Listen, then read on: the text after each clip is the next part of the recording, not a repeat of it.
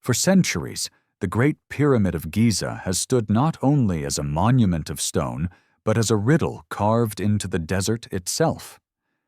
The familiar story is that Pharaoh Khufu raised this colossal structure as his tomb, completed in a mere 2 decades with ropes, chisels, and endless labor. Yet when we look closer, cracks begin to appear in this tidy narrative. No hieroglyphs within its walls sing praises of Khufu. No treasures were sealed inside, and not even the pharaoh's body was ever found. What does it mean when a monument so vast, so precise in its alignment with the stars, carries so little evidence of the king it is supposed to glorify?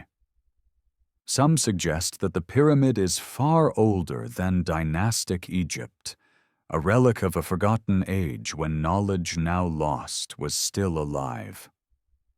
Others whisper of hidden chambers, sealed corridors, and technologies far beyond what simple copper tools could achieve. Is the Great Pyramid truly a royal tomb, or is it something else entirely? An inheritance from a civilization erased by time? Tonight, we open the door to possibility, letting questions breathe where answers have long been buried. Welcome to Historic Sleep. If you're drawn to stories like these, the ones that live in the shadows between what we see and what was made to disappear, feel free to like and subscribe only if it feels right, and let me know in the comments where are you watching from, and what time is it for you right now. I love seeing our little map of watchers light up around the world. The desert stretches endlessly, a silent ocean of sand where winds have carried whispers for millennia. And in the heart of this expanse rises the Great Pyramid, like a mountain not born of nature, but carved by human hands, or perhaps by something more enigmatic. To stand before it is to feel the ground shift beneath certainty, for the sheer scale of the stones defies easy explanation. Blocks weighing as much as 80 tons lie fitted with such precision that not even a blade of grass can slide between them. Modern engineers with cranes, laser levels, and computer models still puzzle over how such feats could have been performed by people armed with nothing but copper chisels and wooden sledges. The story taught in classrooms claims it was a triumph of labor and willpower, tens of thousands of workers hauling stones across the desert in 2 short decades. But the closer we look, the more this story feels like a shadow play, impressive, yet incomplete. There are no detailed records from Khufu's reign describing this construction, no triumphant inscriptions carved into stone proclaiming the king's glory, no murals of workers pulling colossal blocks beneath the sun. Ancient Egypt recorded everything from harvest tallies to love poems, yet left silence where one would expect its loudest declaration. It is as if the builders wanted the pyramid itself to speak, and its voice is one of geometry and precision rather than of pharaohs and funerary rituals. Inside, the mystery deepens. The corridors descend with the precision of an engineer's hand, passageways cut through granite harder than steel, yet no soot marks stain the ceilings. If torches had guided workers in those narrow shafts, the air would be choked with smoke, the walls scarred with flame. Instead, the stone remains pure, unstained, as though some unseen light once illuminated the darkness. This absence is not easily dismissed. Experiments with oil lamps leave thick residue within hours. Yet here, after thousands of years, nothing.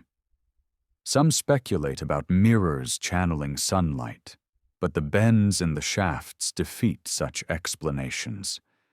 The enigma lingers like a faint echo. Was there a method of lighting now lost? A knowledge erased with time? or perhaps forbidden to record.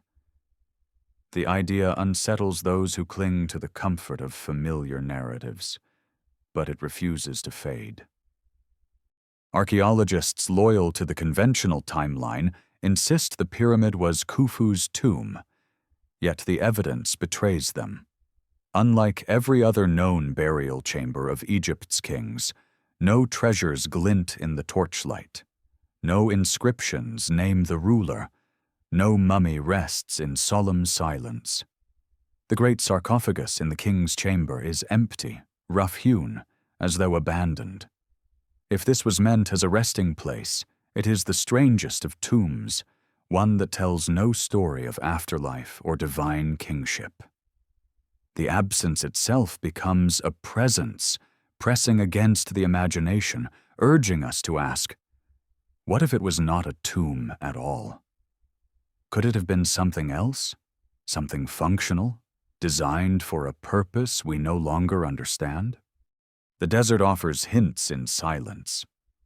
In the early 1990s, a robotic camera crept through a narrow shaft in the Queen's chamber, discovering a small limestone door fitted with copper handles, details too precise, too intentional, to dismiss as symbolic decoration.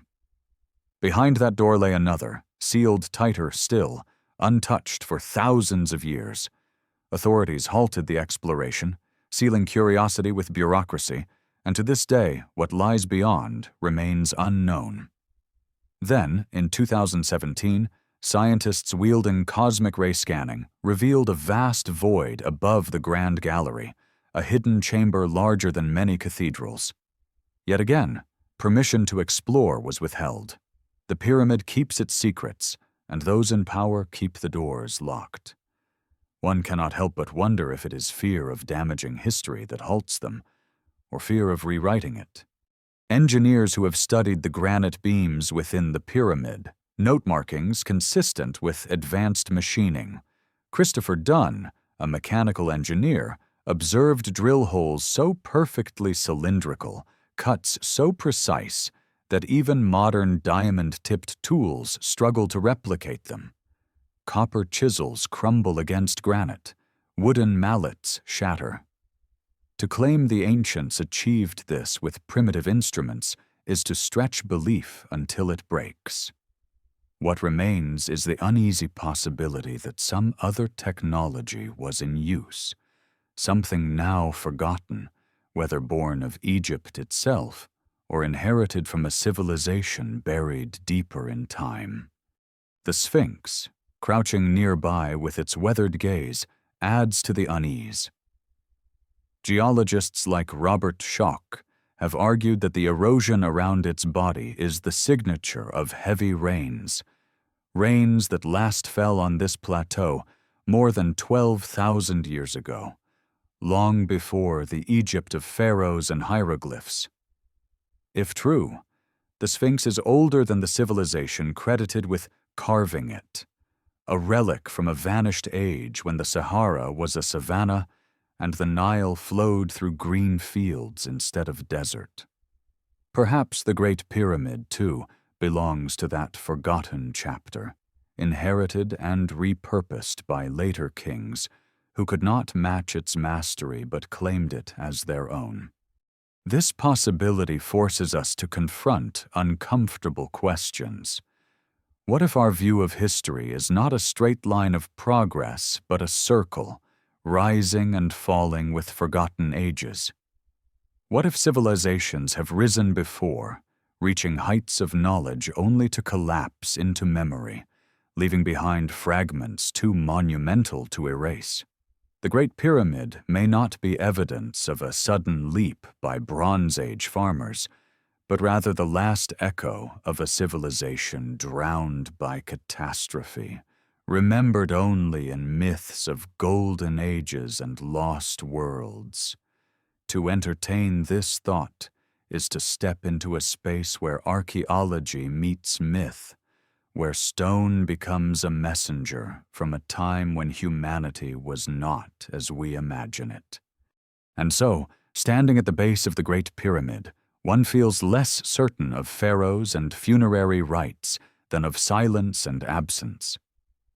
The structure does not whisper of death, but hums with geometry, with celestial alignment, with purpose beyond our comprehension.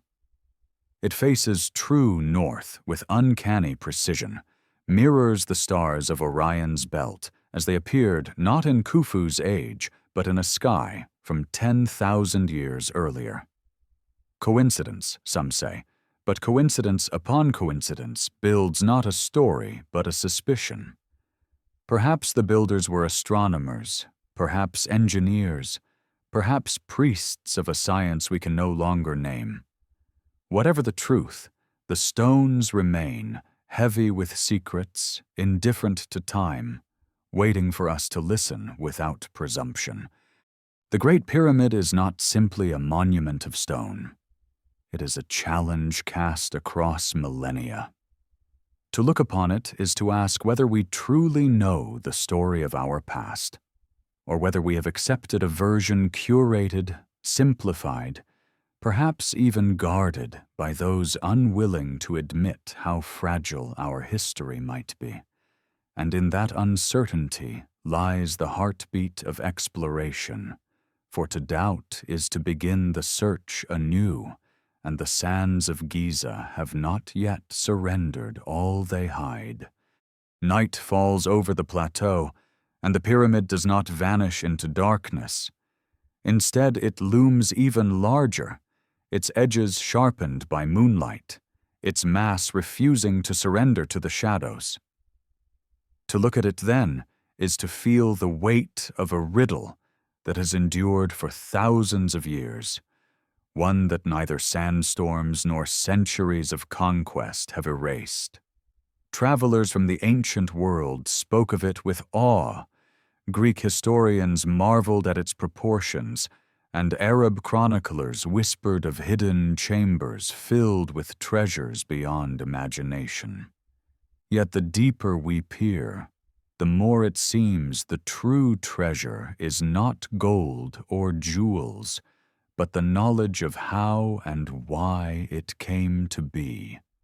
When Herodotus visited Egypt around the 5th century BC, long after Khufu's supposed reign, he wrote that 100,000 men had labored for decades to raise the pyramid, their backs bent beneath the desert sun, their lives spent in service to a king's vanity.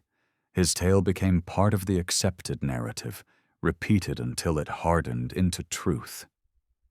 Yet Herodotus wrote nearly 2,000 years after the pyramid was built, relying on hearsay, local legends, and perhaps stories shaped as much by politics as by memory. If a modern historian relied on gossip told centuries after an event, we would dismiss it without hesitation. Yet for the pyramid, this second-hand account has become foundation. That in itself is curious, for it reveals how little direct evidence exists, and how much of what we believe is built not on stone, but on assumption. Archaeologists sometimes point to faint quarry marks discovered in a hidden chamber, red-painted signs naming Khufu. But these markings were found long after explorers first entered the pyramid, in areas reached only by blasting new openings into sealed passages. Critics have long argued that such graffiti could have been forged, added by 19th century excavators eager to tie the structure to the known pharaohs. If true, then even the few scraps of evidence linking Khufu to the pyramid are tainted with doubt. What remains undeniable is the silence of the pyramid itself. No carved cartouches, no scenes of divine judgment, no golden coffin. For a king's tomb, it is mute. For a machine of stone, it is eloquent. Step inside, and the geometry takes hold. The dimensions of the base, the slope of the sides, the measurements of the internal chambers, all carry ratios that resonate with mathematics far beyond simple practicality. Some claim the pyramid encodes the circumference of the Earth, the length of the solar year, even constants like pi, numbers supposedly not discovered until millennia later. Skeptics dismiss these patterns as coincidence, as the human tendency to find meaning in numbers. Yet the precision of the alignments, perfect to within a fraction of a degree to true north, makes coincidence a fragile refuge. Could Bronze Age builders really have achieved such accuracy with ropes and wooden stakes? Or did they inherit methods of surveying from a tradition now lost, one rooted in knowledge of the heavens? The Orion correlation theory adds another layer to the puzzle. Robert Bauval noticed that the three main pyramids at Giza are not arranged in a straight line, but staggered, mirroring the stars of Orion's belt. What makes this striking is that the alignment does not match the sky of Khufu's time, but that of 10,500 BC, a sky far older, belonging to an age when Egypt, as we know it, had not yet been born. If intentional, the implication is staggering. Either the builders possessed astronomical records stretching back thousands of years, or they were themselves heirs to a culture already ancient. For the Egyptians, Orion represented Osiris, lord of rebirth, the eternal cycle of death and renewal. Was the pyramid not a tomb, but a cosmic marker, aligning the terrestrial with the celestial, binding earth to sky in a design meant to outlast memory? Beneath these questions lies the figure of Dr. Zahi Hawass, a man whose name has become synonymous with both the glory and the secrecy of Egyptian archaeology. Charismatic and theatrical, he has brought Egypt's monuments to the global stage, yet his iron grip over access and research has raised suspicion. Time and again, discoveries that might shift the narrative have been halted, delayed, or quietly dismissed. When Rudolf Gantenbrink's little robot camera revealed that mysterious limestone door in the Queen's chamber shaft, it seemed the world stood at the brink of revelation. But Hawass abruptly closed the project, barring further study for years. Later, when cosmic ray scans revealed the massive hidden chamber above the Grand Gallery, again the brakes were slammed, permissions denied. The explanation offered was preservation, caution, bureaucracy. But to those watching, it felt like the shutters being drawn on a window, just as the view was about to change. Why guard so fiercely what lies inside a monument already explored for centuries? If there is nothing extraordinary, why not allow the world to see? If the pyramid is merely a tomb, then exploration would only confirm what is already believed. Yet the doors remain locked, the chambers sealed. Some whisper that the real motive is not protection of heritage, but protection of orthodoxy. To admit the pyramid might not be Khufu's tomb would be to unravel a story carefully woven into Egypt's national pride, a story that draws millions of tourists and cements the identity of a civilization. In that light, the pyramid becomes not only a monument of stone, but of narrative, guarded not by soldiers but by scholars unwilling to let the past be rewritten. Still, the stones speak in their own way. Engineers note the impossibility of hauling 80-ton granite blocks from quarries hundreds of miles away without wheels or pulleys. Attempts to replicate the feat with primitive tools and teams of workers often end in failure. Ropes snap, sledges splinter, progress is measured in inches rather than miles. Even with cranes and trucks, moving such masses remains an ordeal. Yet somehow, thousands of years ago, The blocks were not only transported but lifted into place high above the ground, fitted with joints so tight the seams vanish in the light. Each stone is a question, and together they form a library of enigmas. The silence inside the king's chamber is palpable, as though the walls themselves are listening. Some researchers have suggested that the chamber's dimensions and the granite beams above create acoustic properties, resonances that respond to sound like the body of a great instrument. Could the pyramid have served not as a tomb, but as a resonator, a structure harnessing sound, vibration, or energy in ways we barely grasp? Such ideas drift toward the speculative, yet they arise because the conventional explanations ring hollow. In the void left by certainty, possibility grows, and so we find ourselves caught between two narratives. The cautious one of mainstream archaeology, insisting on tombs and pharaohs and brute labor, and the provocative one of those who see in the pyramid the fingerprints of something older, greater, and lost. Between them lies the desert, patient and unyielding, keeping its counsel as it always has. The pyramid stands, a riddle in stone, waiting for those willing to look not only at what is present but at what is absent. The absence of soot, the absence of a body, the absence of clear records. These gaps are not voids but signposts, pointing to truths buried deeper than sand. The story of the Great Pyramid is not finished. It is only paused, held in suspense by sealed doors and unasked questions. To move forward requires not chisels or cranes, but courage. The courage to admit we do not know, the courage to open doors long kept shut, the courage to imagine that history may be stranger, older, and more mysterious than we dare to believe.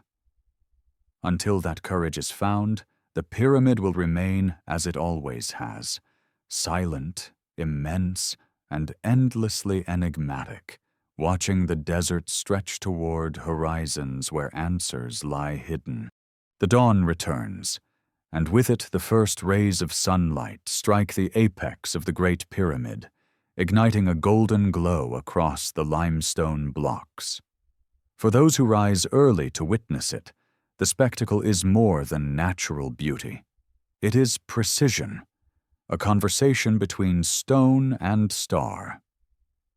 The ancient builders, whoever they were, understood the language of the heavens with an intimacy that seems improbable for a society supposedly armed only with rudimentary tools.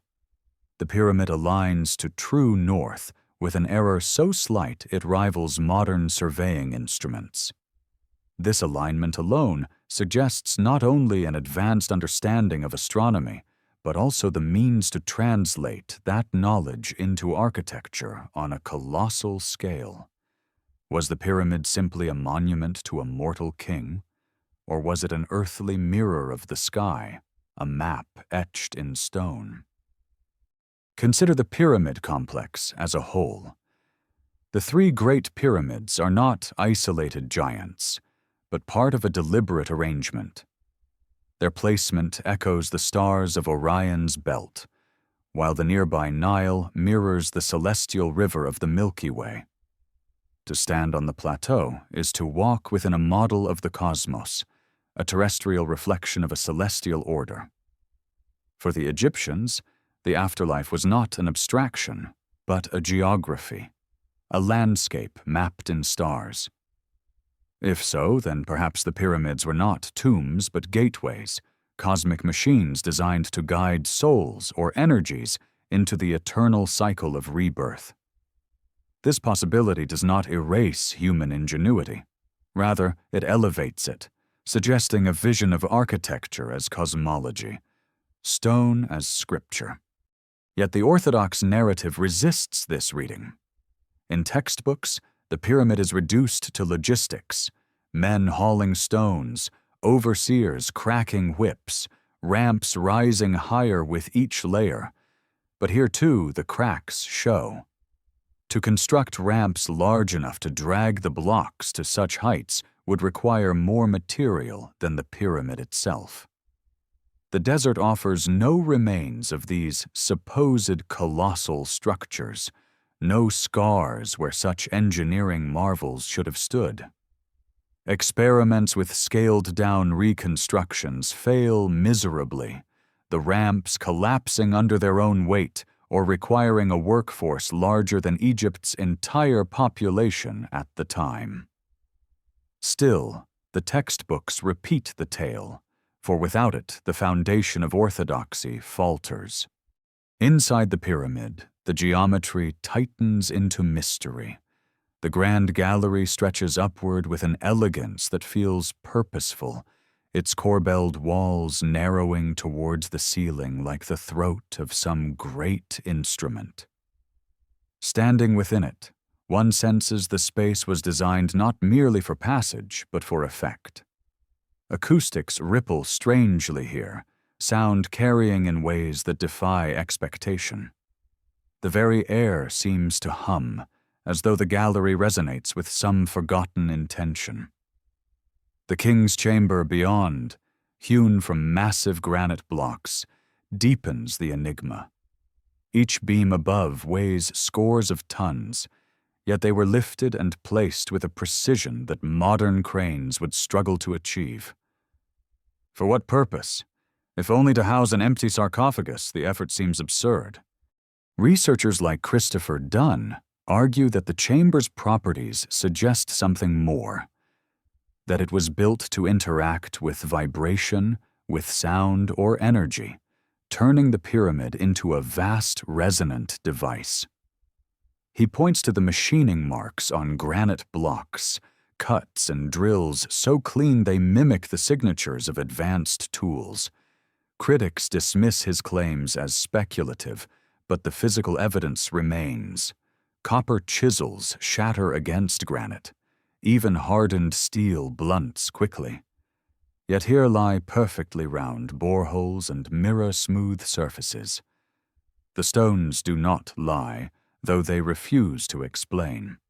One might ask, if the pyramid is not a tomb, then why does it contain no treasure, no relic, no writings? But perhaps that absence is the key. A tomb advertises itself, filling walls with the story of a king's journey to the afterlife. The Great Pyramid offers nothing but silence, as though it sought not to commemorate a life, but to embody a principle. Silence itself can be eloquent. In the absence of inscriptions, we are forced to confront the architecture as message, the stone as text. What if the builders intended us to read not with eyes, but with wonder, to measure the monument not in funerary terms, but in cosmic proportions? The desert has a way of swallowing evidence, yet sometimes it returns fragments that challenge the narrative.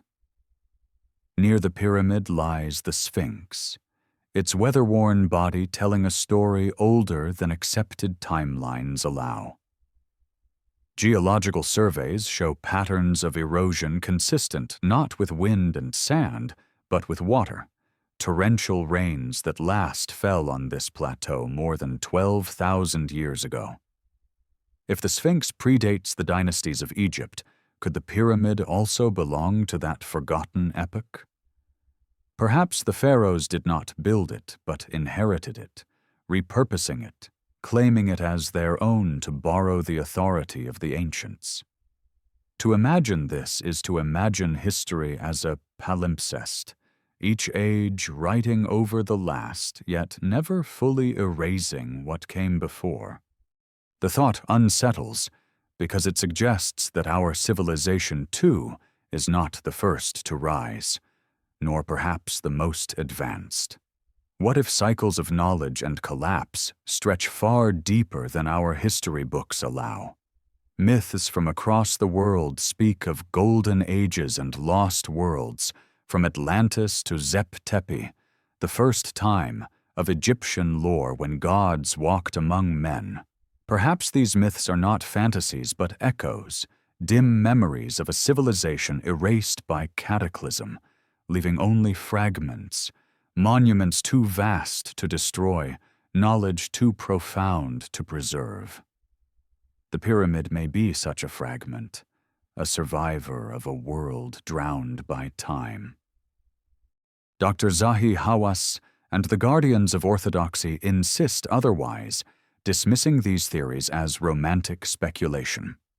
To them, the pyramid is Khufu's achievement, no more and no less. Yet their refusal to open sealed chambers, to allow full exploration of hidden voids, casts long shadows of doubt. If there is nothing extraordinary within, why not prove it? Why let mystery fester when truth could illuminate? The refusal itself becomes evidence, a silence more telling than words. Some argue it is pride, the reluctance to rewrite a history that sustains national identity and scholarly reputation. Others suspect deeper motives, that what lies behind those limestone doors could shake the foundations of history itself. And so we remain at the threshold, the pyramid still locked, its secrets intact. It is as if the monument waits, patient as stone, for a generation unafraid to ask the forbidden questions. In the meantime, speculation blooms, each theory a torch cast into the dark, illuminating possibilities, if not truths. Whether machine, map, or memory, the pyramid endures, its presence a constant challenge to certainty. Perhaps that is its truest purpose, not to answer, but to compel us to ask. For in questions lies the spark of discovery, and in the silence of the Great Pyramid lies a call to wonder. The desert keeps its counsel, the stones their silence, but the mystery remains alive in us, urging us onward, deeper, into the labyrinth of time. As the sun climbs higher and the plateau shimmers in the desert heat, the Great Pyramid begins to reveal yet another layer of its enigma, its relationship with time itself. The monument does not merely exist in space, it speaks in the language of cycles, solstices, and celestial rhythms. The shafts that pierce its inner chambers point not randomly, but toward specific stars, aligning with Sirius, Orion, and other markers of the ancient night sky. For the Egyptians, the stars were more than decoration. They were guides of destiny, guardians of life after death, keepers of cosmic order. If the pyramid were a mere tomb, why would its builders encode such astronomical precision? What function did these alignments serve if not to link earth and heaven in some deliberate dialogue? The Queen's chamber shafts, long thought to be symbolic, resist such dismissal. When Gantenbrink's camera crept along their narrow lengths, it discovered a limestone door with copper handles, an image haunting in its simplicity. Behind that door, another stone slab sealed whatever lay beyond. Why would a shaft, so small, so inaccessible, be fitted with such careful closures? Symbolism alone cannot explain it. Some suggest these were channels for the soul, guiding it towards the stars. Others wonder if they were part of a mechanism, a design of purpose lost to time. Until the doors are opened, we can only speculate, but the existence of these hidden features suggests intention deeper than ritual. The hidden void detected in 2017 only deepens the mystery. Using muon radiography, scientists revealed an immense cavity above the Grand Gallery, a space larger than many cathedrals, lying silent and untouched for thousands of years. No entrance has been found, no explanation offered. Authorities hesitate to probe further, citing preservation. Yet the temptation is unbearable. A chamber the size of an aircraft hangar, waiting in darkness. What could it contain? If empty, why was it built? If not empty, what lies sealed within, guarded by stone thicker than any fortress? That this question remains unanswered is perhaps the greatest enigma of all, for in that void could rest the key to the pyramid's true purpose. Consider, too, the extraordinary logistics of construction. Mainstream explanations insist ramps and manpower sufficed, yet calculations show such ramps would need to stretch miles across the desert, consuming resources beyond plausibility, only to be dismantled afterward without a trace. No remnants of such colossal works remain. To raise 80-ton granite beams into the king's chamber would demand not only strength, but engineering knowledge equal to or surpassing our own. Attempts to recreate these feats with primitive tools consistently fail, while modern cranes strain under such burdens. How then was it achieved? Were techniques employed that we no longer understand, methods erased by time? To admit this is to admit a hole in our knowledge as vast as the desert itself. Amid this uncertainty, another question emerges. What was the pyramid for? If not a tomb, could it have been a monument to knowledge, a vessel preserving wisdom through stone? Some propose it functioned as a kind of machine, harnessing natural forces. The king's chamber, with its granite beams, has acoustic properties that suggest resonance. Experiments show that sound reverberates strangely, amplifying tones in ways that hint at design. Was the pyramid intended to resonate with the earth itself, to draw upon vibrations invisible yet powerful? The thought seems fanciful, but the evidence refuses to be ignored. The ancients spoke of harmony between heaven and earth. Perhaps the pyramid was a literal instrument of that harmony, built not for death, but for connection. Critics scoff, but the lack of conventional evidence forces us to look beyond conventional answers. No hieroglyphs within, no treasures, no body, only stone, geometry, and silence. This silence has a weight, pressing on those who enter. Explorers have long reported strange sensations inside: dizziness, tingling, an overwhelming sense of presence. Are these the product of imagination, or is the structure itself shaping experience? Stone conducts vibration, geometry shapes energy, space influences perception. Perhaps the pyramid was designed to do precisely this, to alter consciousness, to open doorways not of stone, but of mind. And yet, whenever such ideas surface, they meet fierce resistance. The guardians of orthodoxy, figures like Zahi Hawass, insist on maintaining the narrative of tomb and pharaoh. They argue it protects Egypt's heritage, shielding it from sensationalism. But in doing so, they also shield it from possibility. The refusal to investigate hidden chambers, to test acoustic theories, to probe deeper, speaks of fear. Fear not of damaging stone, but of damaging certainty. For to admit the pyramid is not what we think would be to rewrite history itself, to accept that civilization is older, wiser, and more mysterious than we have allowed. Beyond Egypt, echoes of this enigma appear. Sites like Göbekli Tepe in Turkey, built 12,000 years ago with astonishing sophistication, suggest that advanced knowledge existed long before the dawn of recorded history. Could the Great Pyramid belong to that same forgotten epoch, part of a network of monuments scattered across the globe, survivors of a civilization erased by catastrophe?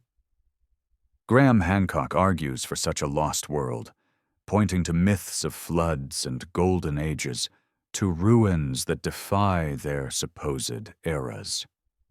Mainstream scholars dismiss him, yet the stones remain, stubborn and silent, challenging dismissal with their very existence. The Sphinx, too, refuses to conform. Its weathering speaks of rains that have not touched the plateau since the Ice Age. If it truly predates dynastic Egypt, then the foundations of history shift beneath us.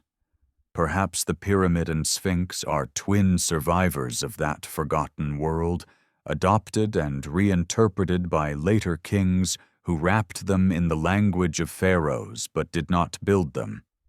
If so, then our vision of Egypt as the cradle of civilization is incomplete. Egypt may instead be the heir of an inheritance older and deeper, a torchbearer of knowledge not born, but received. To walk the plateau with this in mind is to feel the desert differently. The sand becomes not emptiness, but a veil, beneath which lie traces of stories untold. Each stone whispers of hands that shaped it, minds that conceived it, cultures that have vanished. The pyramid is both presence and absence, a visible reminder of what endures and an invisible reminder of what is lost. It asks us not to accept answers too quickly, not to mistake silence for simplicity, but to listen, to geometry, to erosion, to alignment, to mystery. And so, in the glare of midday sun, the pyramid still refuses to yield. Its secrets remain locked in stone, its purpose suspended between tomb and temple, machine and monument, inheritance and invention. To dismiss its mysteries is to betray curiosity. To embrace them is to step into a story larger than Egypt, larger than history, larger perhaps than humanity as we know it. The pyramid waits, patient as eternity, daring us to keep asking. Evening returns to the plateau, and as the desert cools, the Great Pyramid casts a shadow longer than memory itself. It is here, in the quiet after the heat, that stories of hidden chambers and forbidden discoveries take on new life, whispered by those who have tried to pierce the silence of stone. In the early 1990s, Rudolf Gantenbrink sent his robotic camera crawling into narrow shafts no human could reach, expecting only dead ends. Instead, it uncovered the now famous limestone door with its tiny copper handles, an image so out of place in a supposed tomb that it shook the archaeological world. The door was sealed, perfect, deliberate. When another team drilled through years later, they found not treasure, but yet another stone slab, as if the pyramid were designed to tease, revealing one secret only to guard another. Since then, no one has been permitted to push further. The doors remain closed, the questions unanswered, the anticipation unresolved. What lies beyond those sealed passages? Is it nothing more than empty space, or does it conceal something that could rewrite our understanding of the ancient world? The refusal to explore is telling. In science, discovery thrives on evidence, on pushing boundaries, on testing what lies beyond. Here, however, the moment exploration threatened to upend the accepted narrative, the gates of permission slammed shut. The silence of authority becomes as mysterious as the silence of the pyramid itself. What is being protected? Fragile stone, or fragile certainty? The theme repeats in 2017, when advanced cosmic ray scans revealed a vast hidden void above the Grand Gallery. This discovery, hailed as one of the greatest in modern archaeology, offered a tantalizing invitation. But once again, progress froze. No probes, no cameras, no steps forward. The void remains sealed by caution, or perhaps by fear. Fear that what lies within might not conform to the tidy tale of Khufu's tomb. Fear that the pyramid, once probed, will speak in a voice that contradicts the chorus of textbooks. In this stillness, conspiracy theories thrive, but they thrive because the silence invites them. Absence of transparency breeds imagination, and the pyramid itself seems to encourage such speculation, as if it were designed to conceal and reveal in equal measure. The more we look at the monument, the more it appears less a burial site than a puzzle deliberately constructed. The precision of its measurements, the hidden shafts, the voids, these are not features of a tomb hastily sealed with grave goods. They are the marks of a design intended to endure, to provoke, to last beyond the span of kings. The pyramid is less a sepulchre than a riddle in architecture, one that demands interpretation rather than reverence. It is possible that the Egyptians who inherited it saw in its grandeur the perfect vessel for royal association, attributing it to Khufu not because he built it, but because his reign offered an opportunity to claim it. History is often rewritten not by builders but by rulers, and monuments are claimed as much as they are constructed. If so, then perhaps Khufu was not the architect, but the appropriator, a king who inscribed his name upon a work already ancient in his time. This idea unsettles modern scholarship, for it fractures the tidy timeline that frames Egypt as the pioneer of civilization. Yet evidence from other sites points to the same possibility. The Sphinx bears marks of erosion from rains that last fell over 12,000 years ago, suggesting its origins belong to a wetter, greener age. Sites like Göbekli Tepe in Turkey prove that complex stone architecture existed thousands of years earlier than previously believed. Why should the Giza Plateau be exempt from this deeper past? Within the king's chamber, explorers describe a strange resonance. Sounds reverberate oddly, vibrating through granite in a way that feels intentional. Some claim the chamber functions like a resonator, amplifying tones and perhaps interacting with natural frequencies of the earth itself.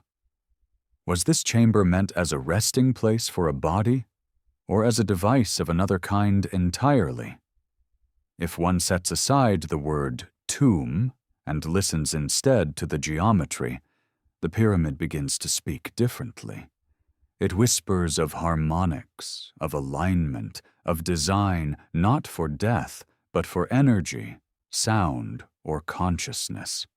Skeptics dismiss such interpretations as fantasy, yet they offer no better answers to the practical questions. How were the stones cut, transported, and placed? Experiments with primitive tools fail again and again, copper chisels blunting against granite, ropes snapping beneath strain. Even with modern cranes, lifting some of the blocks into position would be a feat. To imagine Bronze Age workers achieving it with ease is to stretch belief beyond reason. The alternative, that a technique now lost was employed, is uncomfortable but increasingly difficult to ignore. The pyramid thus becomes a mirror, reflecting our assumptions more than its own truth. To those committed to the orthodoxy, it confirms the triumph of human labor under pharaonic command. To those who question, it suggests an inheritance from an older, perhaps forgotten world. Between these poles lies the desert silence, refusing to confirm either, demanding that we choose our interpretation. This tension is the heart of the mystery. The pyramid does not give answers, it gives questions, and it is we who must decide how to live with them. Meanwhile, the figure of Dr. Zahi Hawass looms large. For decades, his rip over Egyptian antiquities has meant that he alone decides who may dig, who may probe, who may reveal. He has brought Egypt's wonders to international attention, yet he has also stood as gatekeeper, fiercely guarding access to the pyramid's secrets. Admirers call him protector of heritage. Critics call him censor of discovery. Perhaps he is both.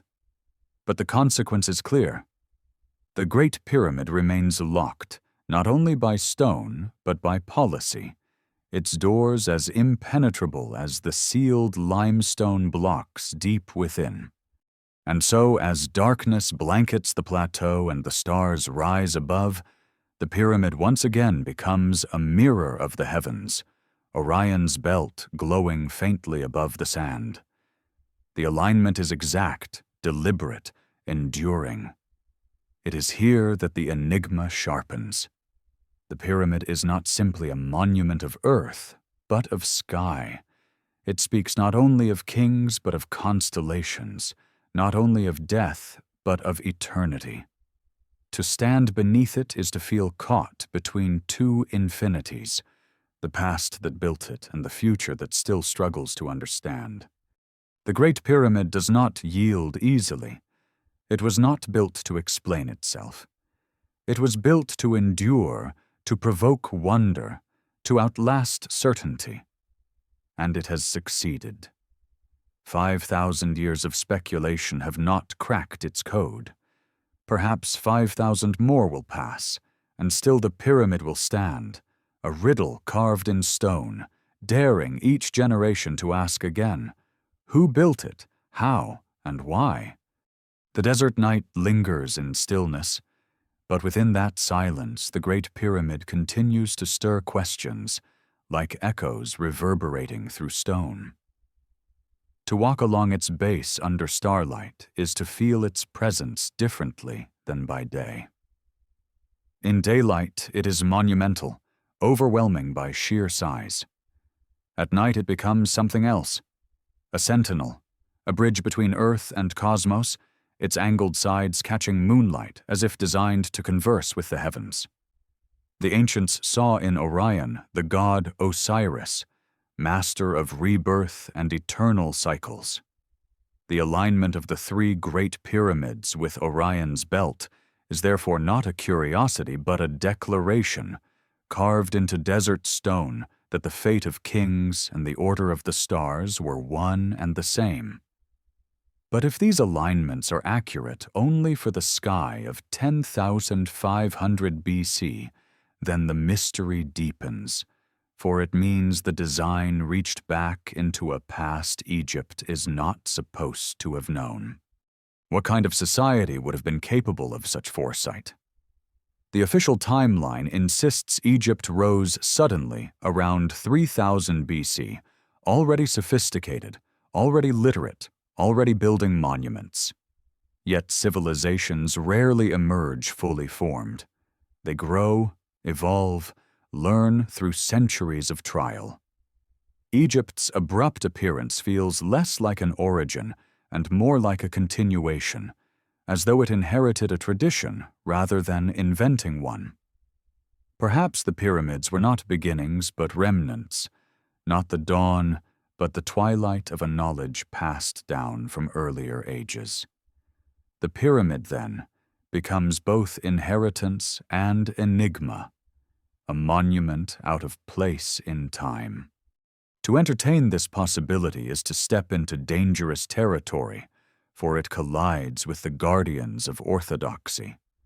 Archaeology, like any discipline, protects its frameworks. To admit the pyramid is older than Khufu is to unravel textbooks, museum displays, entire narratives of human progress. Pride and identity are at stake, not only for Egypt but for humanity at large. We prefer to think of ourselves as the pinnacle, the culmination of millennia. To admit that others before us may have known as much or more is to accept our place as but one cycle in a deeper pattern. That possibility unsettles, but the pyramid insists upon it, standing mute yet unyielding. Engineers studying its blocks speak of machining. Granite cut with precision so fine it rivals modern diamond drills, holes bored with spiral striations indicating rotary tools. Copper chisels cannot account for this, nor can pounding stones. Demonstrations by archaeologists with replicas fail miserably. Tools dull quickly, progress grinds to nothing.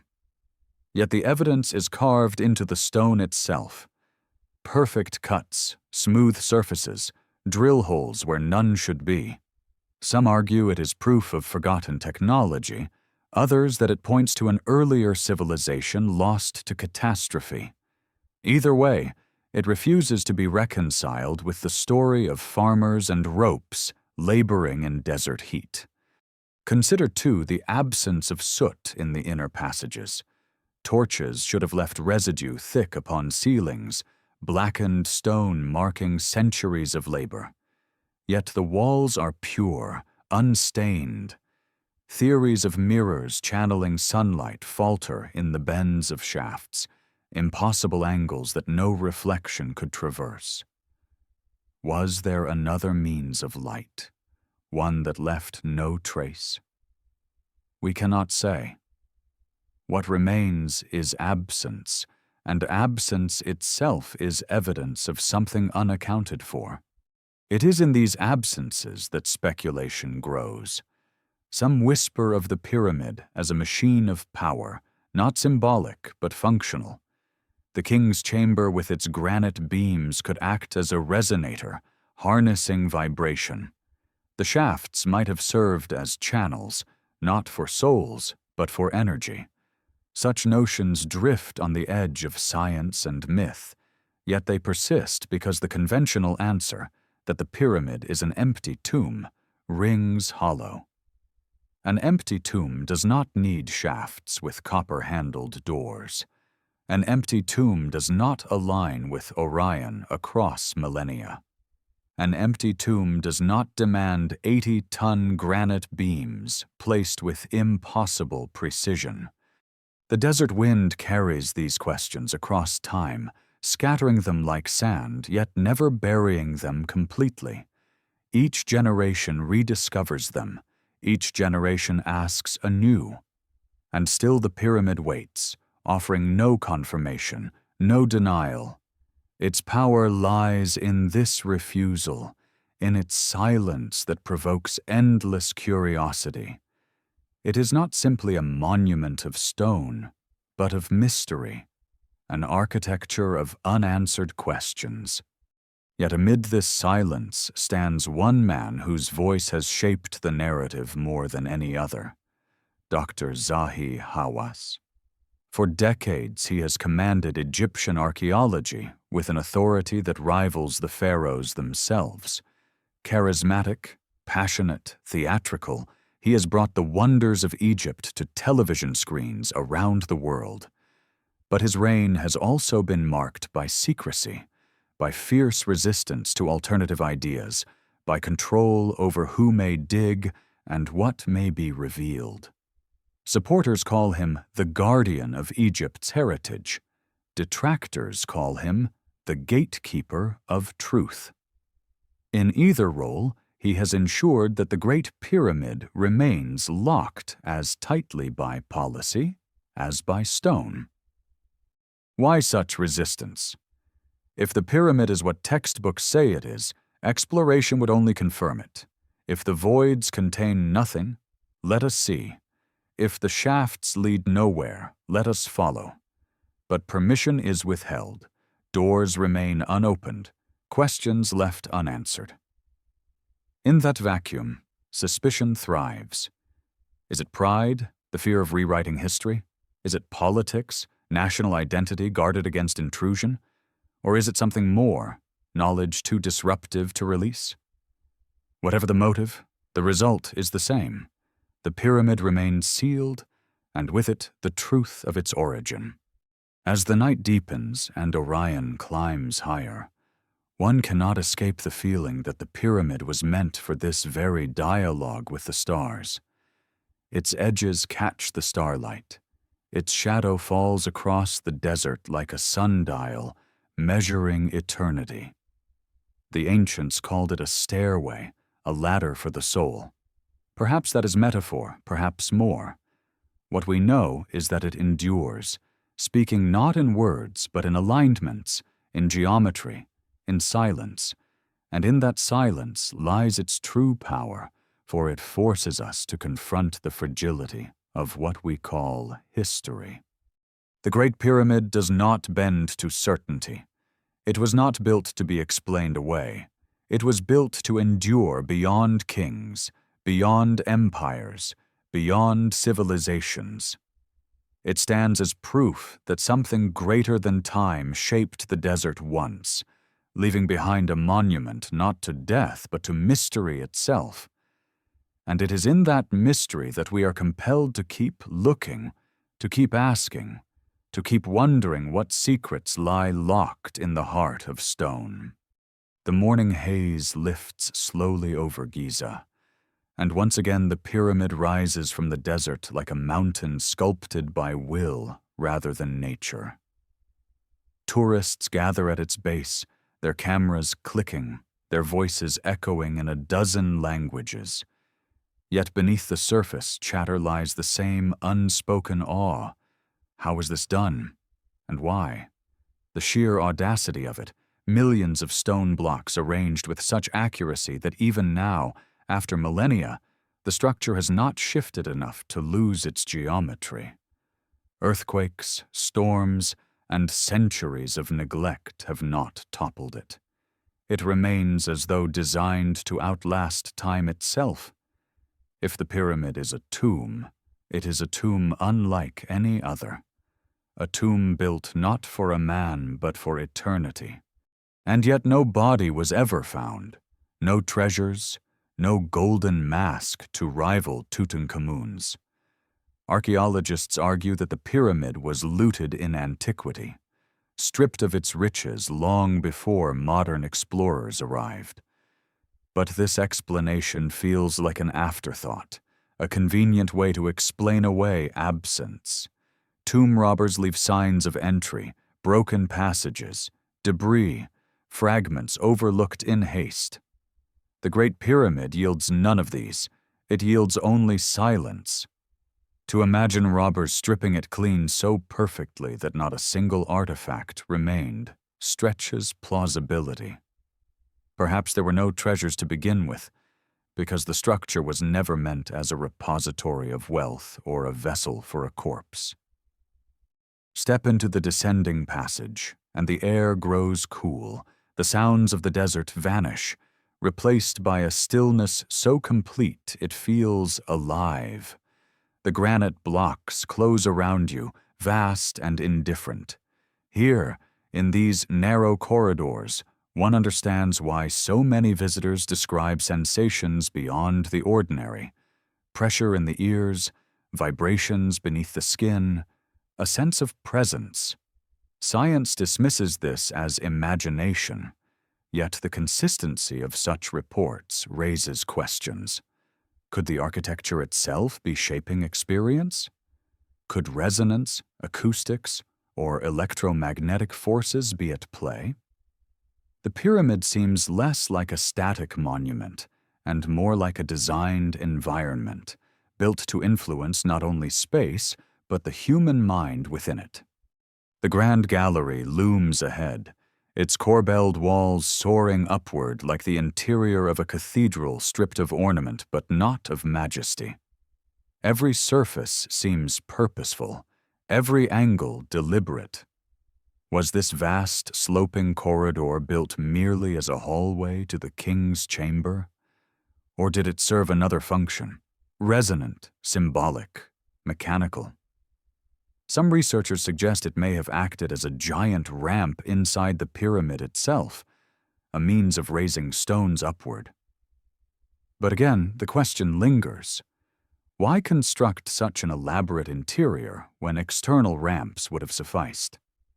Unless, of course, the gallery was not built for construction at all, but for operation as part of a greater mechanism we no longer understand. At the heart lies the king's chamber, carved from massive granite blocks, each one weighing tens of tons. The sarcophagus, plain and lidless, rests silent and empty. For a royal burial chamber, it is strangely austere. No inscriptions adorn its walls, no treasures were found within. Granite beams above interlock in layers, stacked like a ceiling of titanic dominoes, forming stress-relieving chambers whose purpose remains debated. Was it purely structural, to prevent collapse? Or was it something more, a deliberate arrangement that endowed the chamber with acoustic or energetic properties? When researchers chant or strike tones within, the chamber resonates, amplifying sound in ways uncanny and precise. It behaves less like a room for the dead, and more like a resonant chamber designed to respond to vibration. Christopher Dunn's controversial theory casts the pyramid as a machine, a device that once harnessed natural forces of the earth. To him, the king's chamber functioned like the heart of this mechanism, granite beams vibrating with energy, shafts serving as conduits. The pyramid, in this view, was not a tomb, but a power plant of antiquity, a relic of technology lost. Mainstream scholars scoff, pointing to the absence of wires, gears, or any evidence of machinery. Yet the stones themselves, cut, drilled, aligned with impossible precision, are evidence of something extraordinary. Whether a machine or not, the pyramid was more than a mausoleum. It was something functional, purposeful, far beyond mere commemoration of a single man. Beyond the king's chamber lies another puzzle. The subterranean chamber, hewn directly into bedrock. Rough, unfinished, it feels more primal, more ancient, as though older than the pyramid itself. Some suggest it was an abandoned burial chamber left incomplete. Others see it as the true heart of the pyramid, a place where earth and stone merge, anchoring the structure to the ground itself. If the pyramid was built to resonate with cosmic or terrestrial forces, this chamber may have been its root, the place where energy entered or emerged. It is damp, heavy with the smell of earth, unlike the polished corridors above. Perhaps it belongs to a stage of construction we cannot trace, or perhaps to a civilization older than Egypt, whose work the pharaohs inherited. Standing at the pyramid's base once more, one cannot escape the sensation that it is more than a monument. Its scale defies function as a tomb. Its silence defies tradition. Its alignments defy coincidence. Everywhere one looks, the orthodox explanation frays, leaving threads that lead elsewhere, to lost knowledge, to forgotten civilizations, to purposes no longer understood. The Great Pyramid demands humility. It demands that we accept we may not know as much as we think we do. And here lies the paradox. The more evidence accumulates, the more the mystery deepens. The voids remain unexplored. The doors remain sealed. The questions remain unanswered. Perhaps one day we will find the courage to push past the barriers, to open what has been locked, to admit that our history may not be the whole story. Until then, the pyramid endures. A riddle carved in stone, a monument not only to the past, but to the human hunger for answers. In its shadow, time itself feels different. Dynasties have risen and fallen, conquerors have come and gone, yet the pyramid remains unchanged. Empires burn, religions shift, languages vanish, but the stones hold steady, indifferent to human transience. That endurance is its greatest power, for it reminds us that history is fragile, but mystery endures. The Great Pyramid is not only a wonder of the ancient world, it is a challenge, one that asks each generation the same question. Dare you look beyond the accepted story? Dare you imagine what else might have been? The desert wind sweeps fine dust across the plateau, wrapping the pyramid in a veil that shifts and shimmers like memory itself. To stand here is to feel the weight of absence, absence of inscriptions, absence of treasures, absence of certainty. What survives instead are questions, carved deeper than hieroglyphs, etched into the silence of stone. And perhaps nowhere are these questions more provocative than in the suggestion that the Great Pyramid was never a tomb at all, but something far stranger, a machine of stone, built with intention we can scarcely comprehend. Some researchers speak of resonance, of vibration as the key to unlocking the pyramid's mystery. Granite, after all, is rich in quartz, a mineral that responds to pressure and vibration with subtle electrical effects. Was this knowledge accidental, or did the builders understand what they were shaping? When the king's chamber hums with sound, when its granite beams reverberate in response, one begins to wonder if this was by chance or by design. Could the pyramid have been built to interact with the earth itself, to harness energies invisible yet real? Such ideas sound outlandish, yet they persist because conventional explanations fall short. A tomb requires decoration, treasures a body. The pyramid offers none. A machine requires precision, geometry, purpose. The pyramid offers all three. This line of thought has led to bold speculations.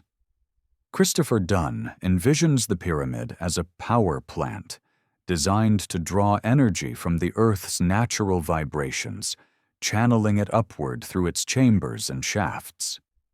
The subterranean chamber, rough-hewn into bedrock, could have served as a resonator, while the grand gallery functioned as a kind of amplification system. The king's chamber, with its granite beams, may have been the core, vibrating in harmony with frequencies of the planet itself. To modern ears, it sounds like science fiction. Yet the evidence remains stubbornly suggestive. Perfectly drilled holes in granite, precision cuts beyond copper tools, alignments so exact they rival modern surveying instruments. These are not fantasies. They are facts carved into stone. Others take the speculation further still, suggesting the pyramid may have functioned as a transmitter, a beacon connecting earth and sky. The shafts pointing toward Orion and Sirius could have been symbolic or functional alignments, guiding not souls but signals. Could the pyramid have been part of a network, a global system of monuments linking distant lands and cultures? Across the world, ancient structures align with solstices, equinoxes, and stars. From Stonehenge to Teotihuacan, from Machu Picchu to Angkor Wat, the heavens are mirrored in stone. Perhaps the Great Pyramid was the grandest expression of this global dialogue, a signal carved in limestone, resonating with the stars. Such ideas draw skepticism, and rightly so. Extraordinary claims demand extraordinary evidence, yet silence and absence are not enough to dismiss them. If mainstream explanations crumble under scrutiny, then alternatives, however strange, demand consideration. The pyramid doesn't fit neatly into the category of tomb. It resists that label, forces us to search for another. And in that resistance lies its enduring power.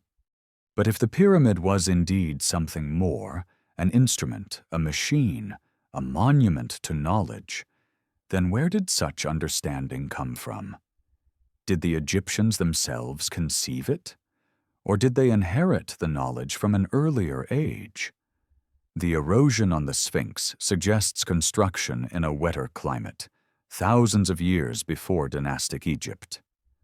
Göbekli Tepe shows that advanced architecture existed long before cities or writing. Myths across cultures speak of golden ages, of lost civilizations, of cataclysms that wiped away knowledge only to leave fragments. Perhaps the pyramid is one such fragment, a survivor of a cycle of rise and fall, a monument from a world erased. Graham Hancock calls this the memory of a forgotten civilization, a mother culture whose knowledge seeded Egypt, Mesopotamia, and beyond. Orthodox scholars dismiss this as fantasy, but the stones of Giza echo the possibility.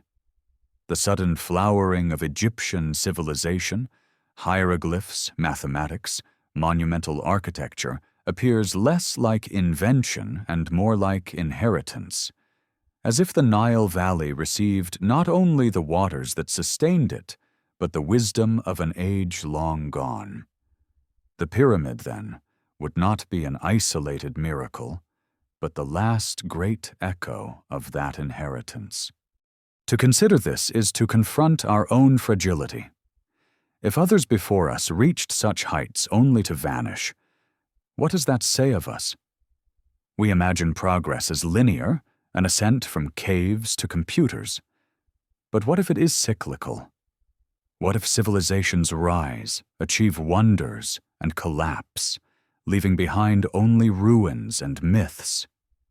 The Great Pyramid might not only be a riddle of the past, but a warning for the future, reminding us that permanence is illusion, that even the greatest achievements can be swallowed by time. And still, the pyramid stands, indifferent to interpretation. Its stones do not argue, they simply endure. The desert does not care whether we call it tomb or machine, heritage or inheritance, yet the persistence of its mystery continues to unsettle. Why do the authorities resist opening sealed doors? Why does every discovery that hints at deeper truths seem to stall at the edge of revelation? Preservation is the official explanation, but the pattern is striking. The closer we come to answers, the more resistance we meet. Perhaps this is coincidence.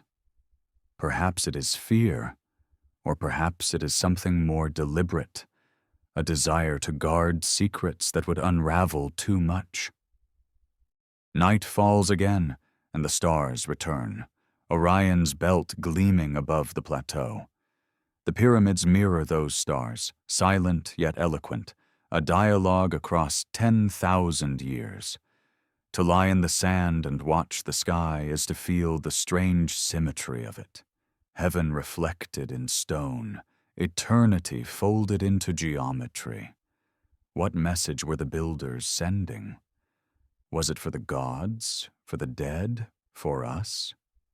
The answer remains hidden, locked behind limestone doors and unyielding silence. And so the Great Pyramid endures as both monument and question. It is not simply a relic of the past, but a living riddle, one that shapes how we see ourselves. If it is only a tomb, then human labor alone achieved the impossible. If it is more, then our history is incomplete, our origins deeper than we know. Either way, it compels us to wonder, to doubt, to keep searching. In that sense, the pyramid succeeds in its truest purpose, not to explain, but to inspire. The desert sun rises with merciless brilliance, flooding the plateau with a light so sharp it seems to strip the pyramid bare of mystery. Yet the more clearly we see its surface, the more hidden it appears. The casing stones, once polished white limestone that would have gleamed like a mirror, are mostly gone, stripped across centuries to build Cairo's mosques and palaces. Only a few remain at the base, fitted so precisely that a blade cannot pass between them. Imagine the pyramid in its prime, a dazzling beacon of light, visible for miles, blazing like a second sun. What purpose did this brilliance serve? Was it simply aesthetic? Or did it mark the pyramid as a signal, a monument to be seen from the heavens as much as from the earth. Ancient texts offer little. The Egyptians wrote extensively about rituals, harvests, even private lives, yet they left no detailed record of the pyramid's construction. The silence is deafening. Some scholars argue that records were lost, destroyed by time or conquest.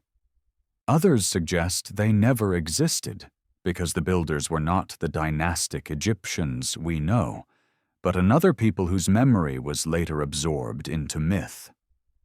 If the pyramid was indeed inherited, not built, that would explain the absence of contemporary records. But it would also upend the story of Egypt as we know it, recasting the pharaohs not as creators, but as custodians of a legacy older than history.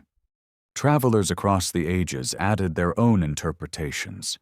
Arab chroniclers spoke of chambers filled with treasures, of talismans and scrolls preserved from a world before the flood. Medieval writers described secret knowledge locked inside, formulas of alchemy, records of the stars, even prophecies of future ages. Such accounts blur myth and reality, but they reveal a constant. The pyramid has always been seen as more than stone. It has been imagined as a library, a vault, a cosmic archive. Even if these stories are not literal, they speak to an intuitive sense that the pyramid holds knowledge, not just rock. The modern age brought science, but even science has not dissolved the mystery. Engineers puzzle over logistics, geologists over weathering, astronomers over alignments. Each discipline offers pieces, but the whole remains elusive. The pyramid resists reduction. It is too large, too precise, too strange to be fully explained by ramps and ropes. Attempts to reconstruct its construction at scale falter. Teams of workers struggle with single blocks, while the pyramid contains millions. Copper chisels dull against granite, ropes fray under weight, wooden sledges sink in sand. Yet the monument stands, proof that someone, somehow, solved problems we still wrestle with. Could it be that the pyramid represents not only physical achievement, but also philosophical intent? Some researchers suggest it embodies principles of sacred geometry, the belief that certain ratios and forms reflect universal truths. The golden ratio. Pi, the proportions of the Earth itself, all seem encoded in its dimensions. Coincidence, say the skeptics. But the precision is so uncanny that coincidence feels inadequate.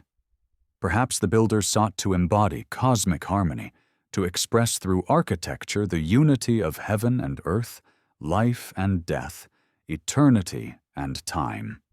If so, the pyramid becomes not a tomb, but a philosophy in stone, a message expressed not in words, but in geometry.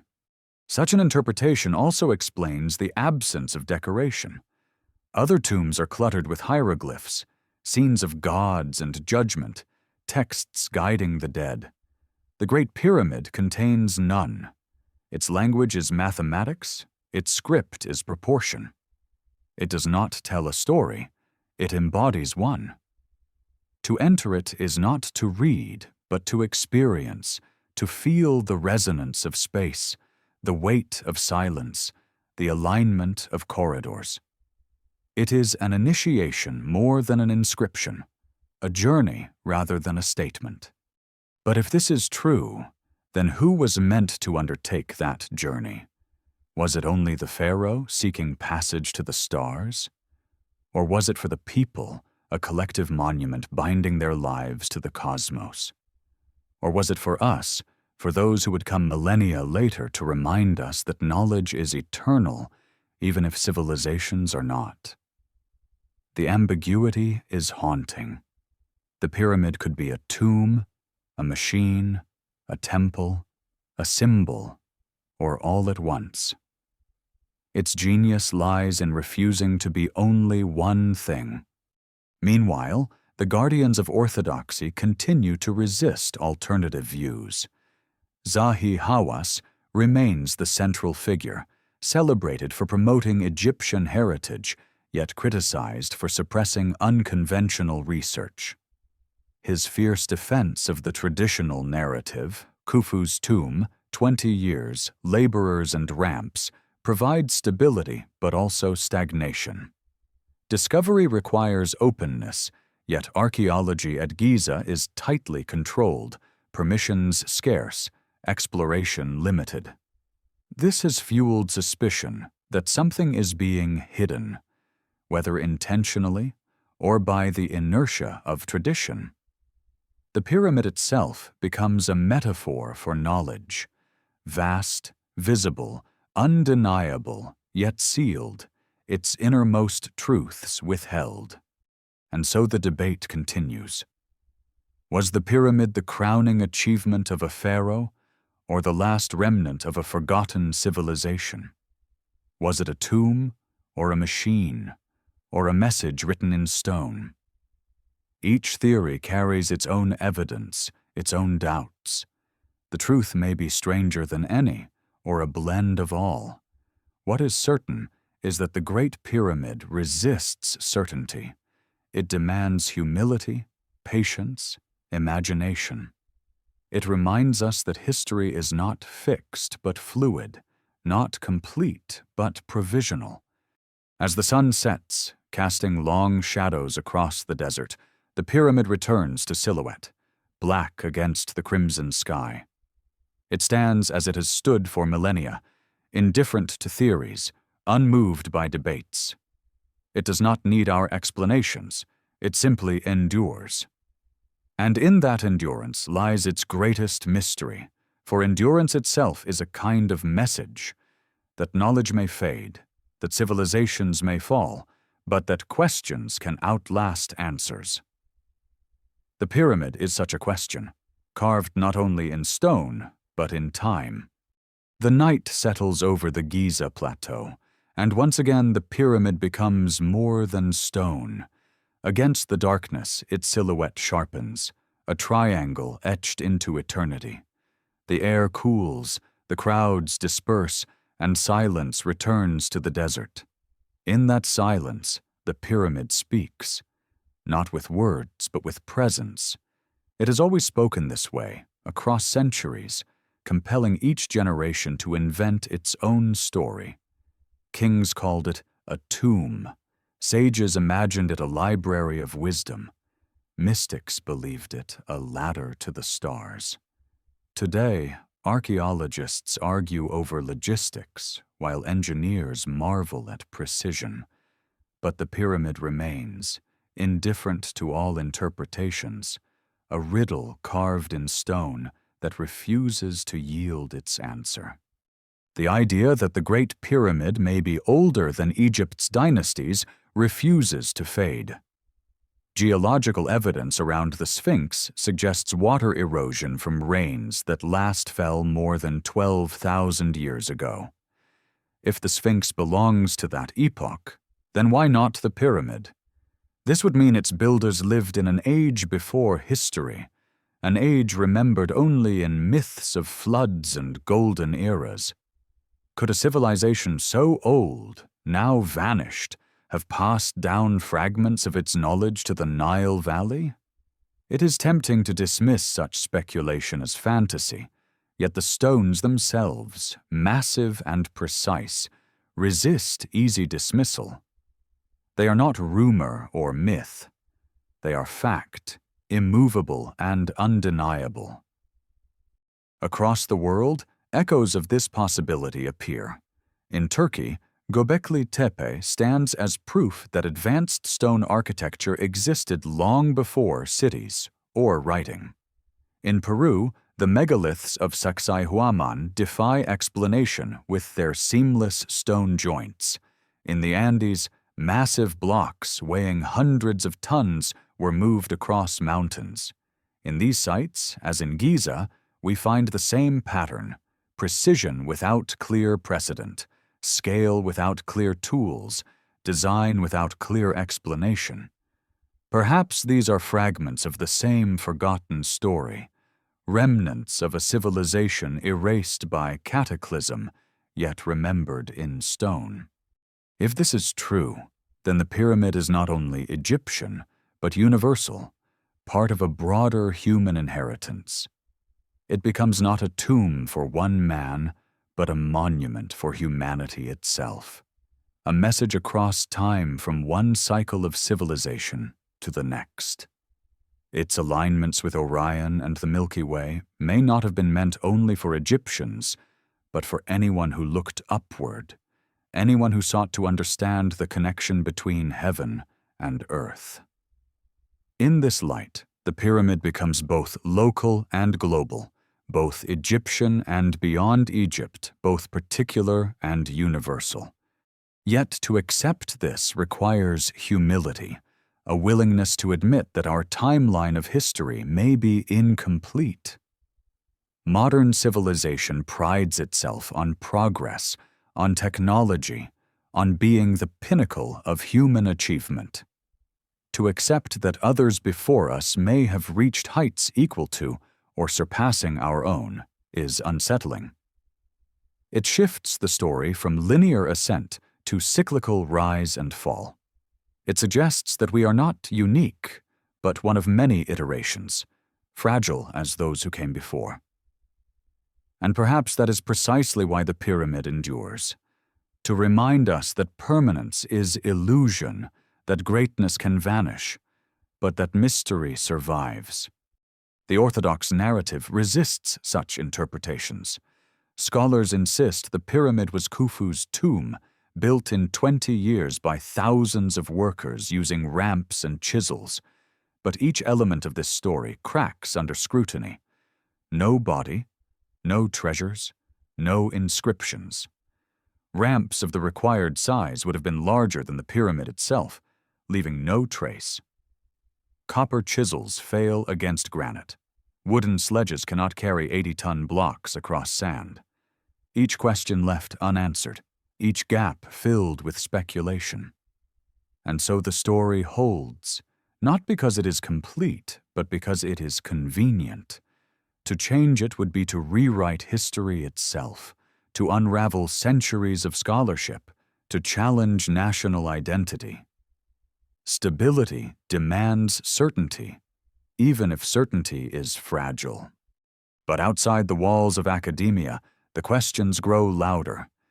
Independent researchers, engineers, geologists, astronomers all raise doubts, all offer alternative possibilities.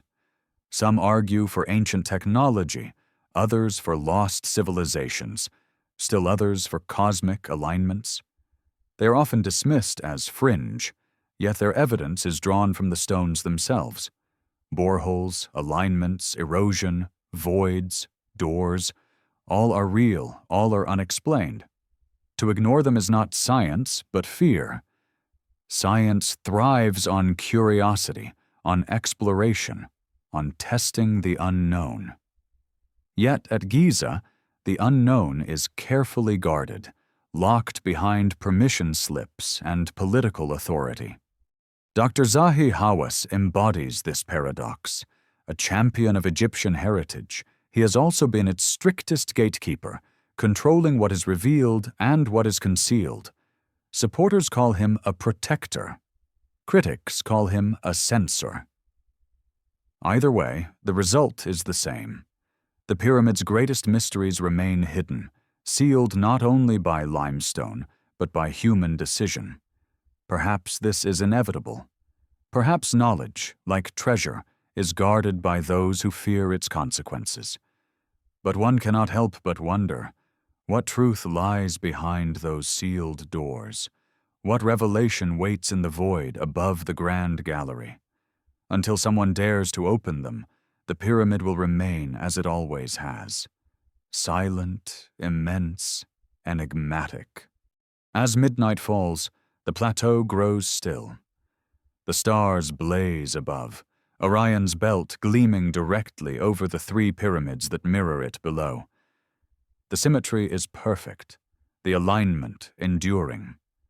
To lie on the desert sand and gaze upward is to feel the strange mirror of it, earth reflecting heaven, stone echoing star. Perhaps this was the true purpose of the pyramid, not to bury a king, but to connect two infinities, to bind the fleeting with the eternal. If so, then the pyramid succeeds, for it continues to bind us, to draw our gaze upward, to compel us to wonder. And so the Great Pyramid remains not only a monument of the past, but a living presence, a question posed across time. Who built it, how, and why? Each generation offers its answer, and each answer falls short. The pyramid endures, indifferent, reminding us that some mysteries cannot be solved but only lived. It is not a puzzle to be completed, but a mirror in which we see our own desire for certainty, our own hunger for meaning, our own fear of the unknown. In that sense, the pyramid is eternal not only in stone, but in spirit. For as long as humans seek to understand, it will remain, whispering through silence, daring us to listen. Dawn spreads a pale light over the Giza plateau, painting the pyramid in hues of rose and gold. From a distance, it looks timeless, serene, a monument immune to change. Yet to approach its base is to be confronted not by serenity, but by questions that throb like unresolved chords. Each block is both answer and enigma. Each joint, so perfectly set, seems to whisper that the builders knew far more than we grant them. But who were they? If not Khufu's workers with copper chisels and ropes, then who had the vision, the mathematics, the engineering skill to conceive and execute such a work? The debate is not only about engineering, but about meaning. A tomb is built to honor a single man, to safeguard his journey to the afterlife. But the Great Pyramid honors no one by name. It proclaims no king, no dynasty, no god. Its silence is its loudest feature. This silence unsettles because it refuses to anchor itself to any single story. It opens itself instead to countless interpretations. Was it a cosmic observatory, its angles mapping the sky? Was it a machine that harnessed vibration or energy? Was it an archive, storing knowledge in geometry rather than scrolls?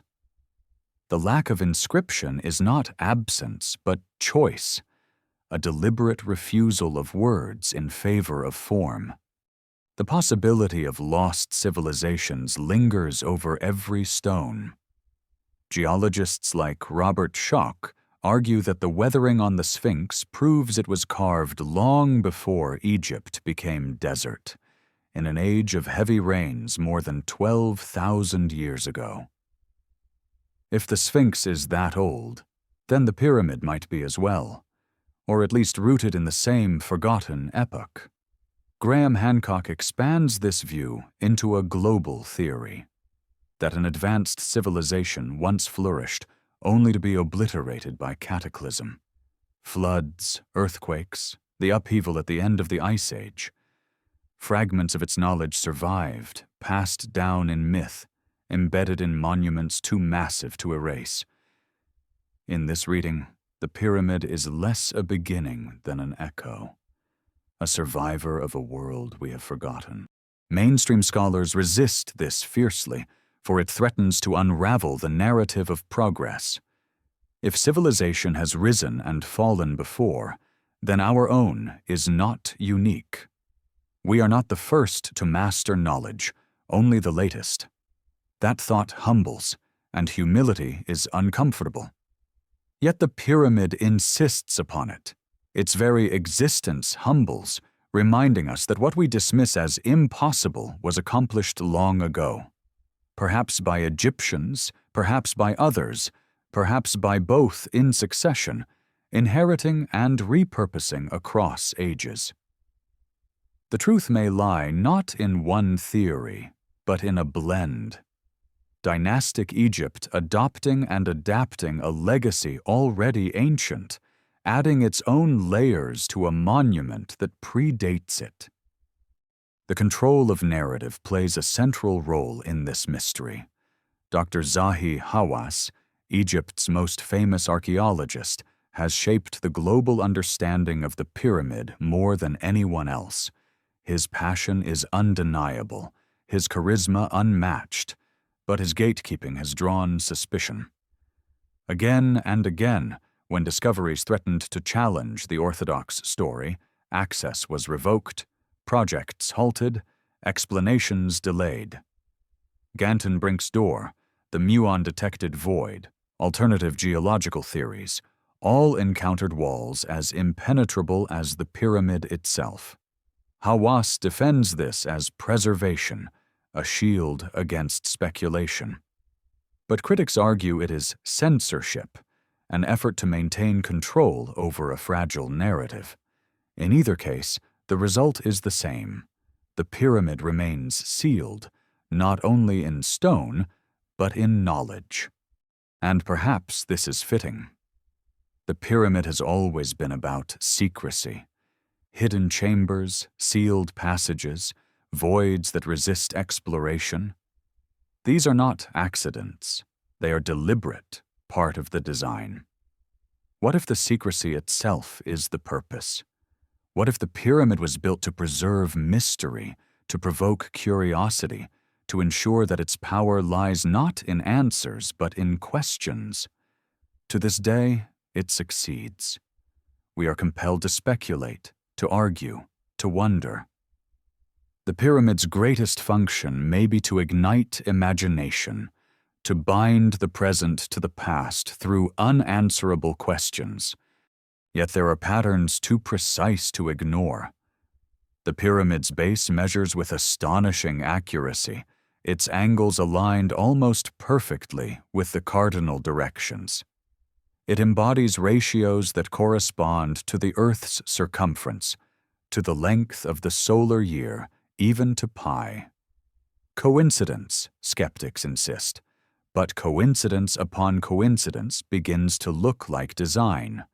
Could the builders have encoded knowledge of the planet, of time, of mathematics into stone? If so, then the pyramid is not only architecture but information, a library carved in limestone and granite. A library not meant to be read in words, but in numbers, in geometry, in form. To imagine this is to see the pyramid anew.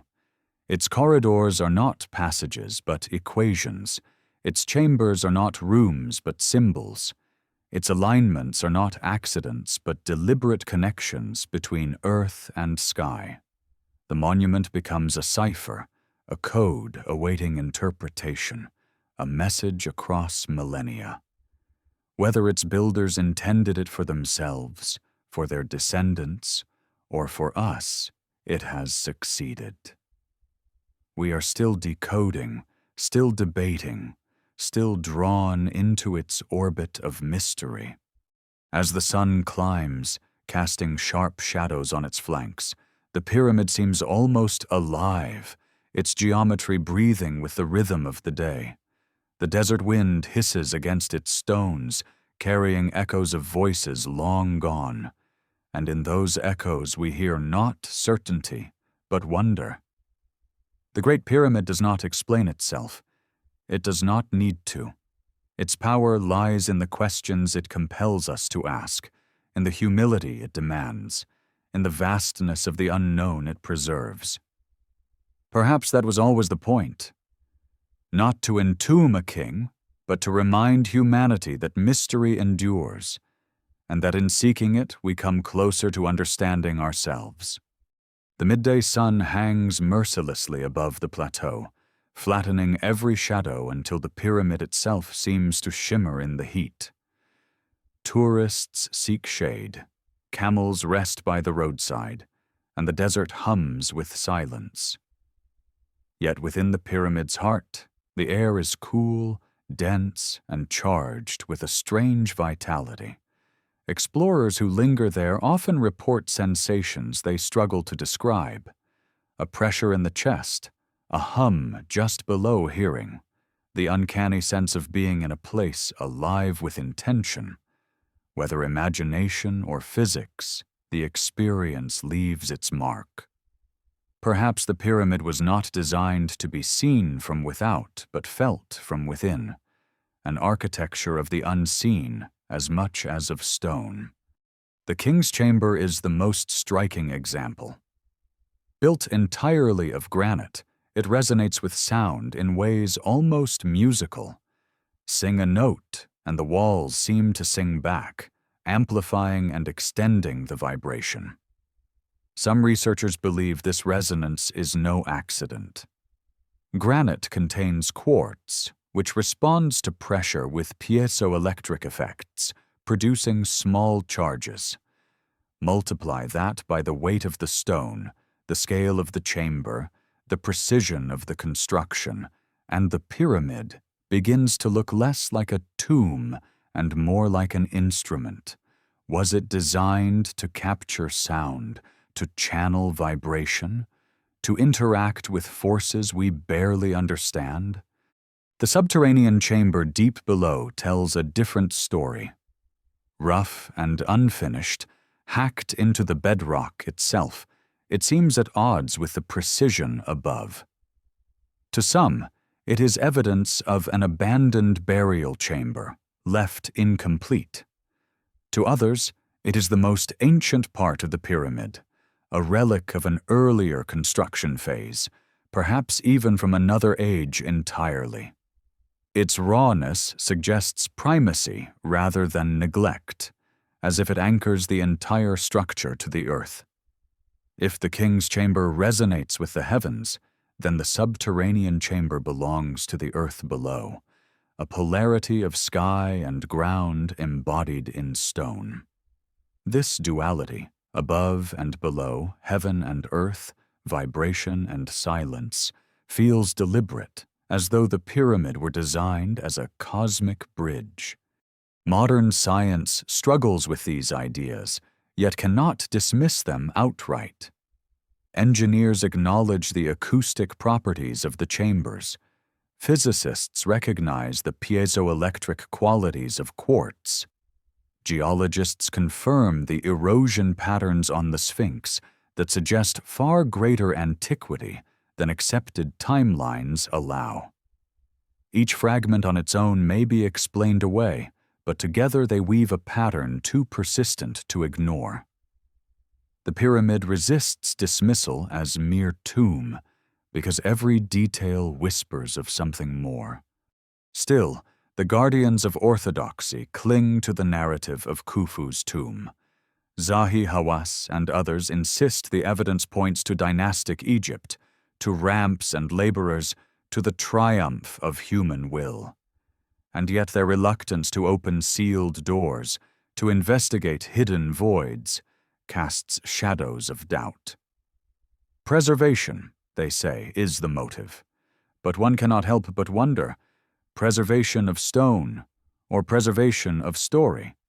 For to admit otherwise would be to concede that history, as we know it, may be incomplete. This tension between stone and story, evidence and authority, is at the heart of the pyramid's mystery. It is not simply an archaeological puzzle, it is a struggle over narrative, over identity, over pride. For Egypt, the pyramid is national heritage, a symbol of civilization's glory. For scholars, it is the cornerstone of human progress. To challenge its story is to challenge more than facts. It is to challenge meaning itself. And so the doors remain sealed, the voids unexplored, the questions unanswered. Yet outside the halls of authority, independent researchers press forward.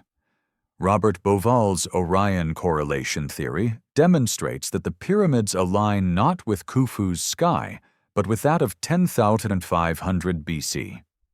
Graham Hancock points to a global pattern of ancient monuments, suggesting a lost civilization erased by catastrophe. Christopher Dunn argues for the pyramid as a machine, a resonator of power. John Anthony West and Robert Schoch show geological evidence that rewinds the clock thousands of years. Each theory has flaws, each faces criticism, but together they form a chorus that refuses to be silenced. The pyramid, they argue, is more than officialdom admits. To entertain these ideas is to stand at the edge of wonder. Perhaps the pyramid is a relic of a forgotten epoch, its builders gone, but their knowledge etched into stone. Perhaps it is a machine, its purpose lost but its design intact. Perhaps it is a monument to eternity itself, reminding us that civilizations rise and fall, but mystery endures. Whatever the truth, the pyramid succeeds in one undeniable way. It compels us to question. It shakes certainty, unsettles narrative, demands humility. In this, it is not a tomb, but a teacher. As afternoon deepens, shadows stretch once more across the desert. The pyramid darkens, its edges glowing against the sinking sun. The tourists leave, the plateau grows quiet, and the monument resumes its watch. It has seen empires rise and fall, religions come and go, languages vanish into silence. Yet it remains, it waits, it endures, and in its endurance lies its greatest power, to remind us that answers may fade, but questions survive. The pyramid is such a question, eternal, carved into stone, daring us to keep asking who built it, how, and why. As twilight settles over the plateau, the Great Pyramid seems to breathe with the cooling air, its vast stones exhaling the heat of day into the evening sky. The desert shifts tone. The tourists are gone, and silence claims the land once more. It is in this silence that the pyramid reveals another dimension of its mystery, not only as an Egyptian enigma, but as part of a global pattern. For scattered across the world stand other monuments, other megaliths, that echo the same impossibilities, as though whispers of a forgotten civilization are hidden in plain sight.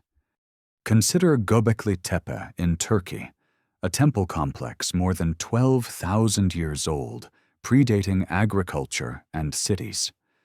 Carved pillars rise from the earth, aligned with the stars, decorated with symbols of animals and cosmic cycles.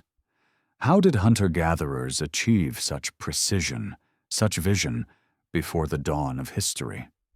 In Peru, the fortress of Sacsayhuaman grips the Andes with stones so massive and irregular that they lock together without mortar, seams so tight no blade can slip between. At Baalbek in Lebanon, blocks weighing hundreds of tons lie stacked in terraces, their transport and placement still unexplained. Across oceans, the Maya and Aztec pyramids align with solstices and equinoxes, mirroring celestial events in stone. These sites, though separated by continents and millennia, share a theme. Scale beyond necessity, precision beyond tools, and alignment with the heavens.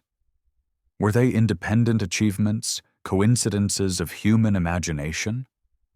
Or are they fragments of a single inheritance, survivors of a lost world that passed its knowledge onward like torches in the dark? Graham Hancock argues for such a global civilization, shattered by cataclysm at the end of the last ice age, remembered only in myth. Flood legends echo from Mesopotamia to India, from Greece to the Americas. Plato's tale of Atlantis, dismissed as allegory, may conceal memory. Perhaps the Pyramid at Giza is not alone, but part of this wider legacy, its mystery deepened by its endurance. If this is true, then the Great Pyramid is not only Egypt's monument, but humanity's, a message left for all who would come later. Its geometry encodes knowledge universal, the circumference of the earth, the length of the solar year, the ratios of sacred mathematics. Its alignment mirrors Orion, the constellation of rebirth and eternity.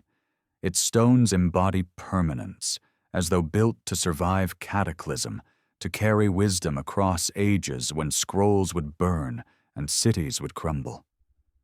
The pyramid becomes not a tomb, but an ark of knowledge, a vessel sailing not through seas, but through time. Orthodox scholars resist this idea, pointing to the absence of direct evidence.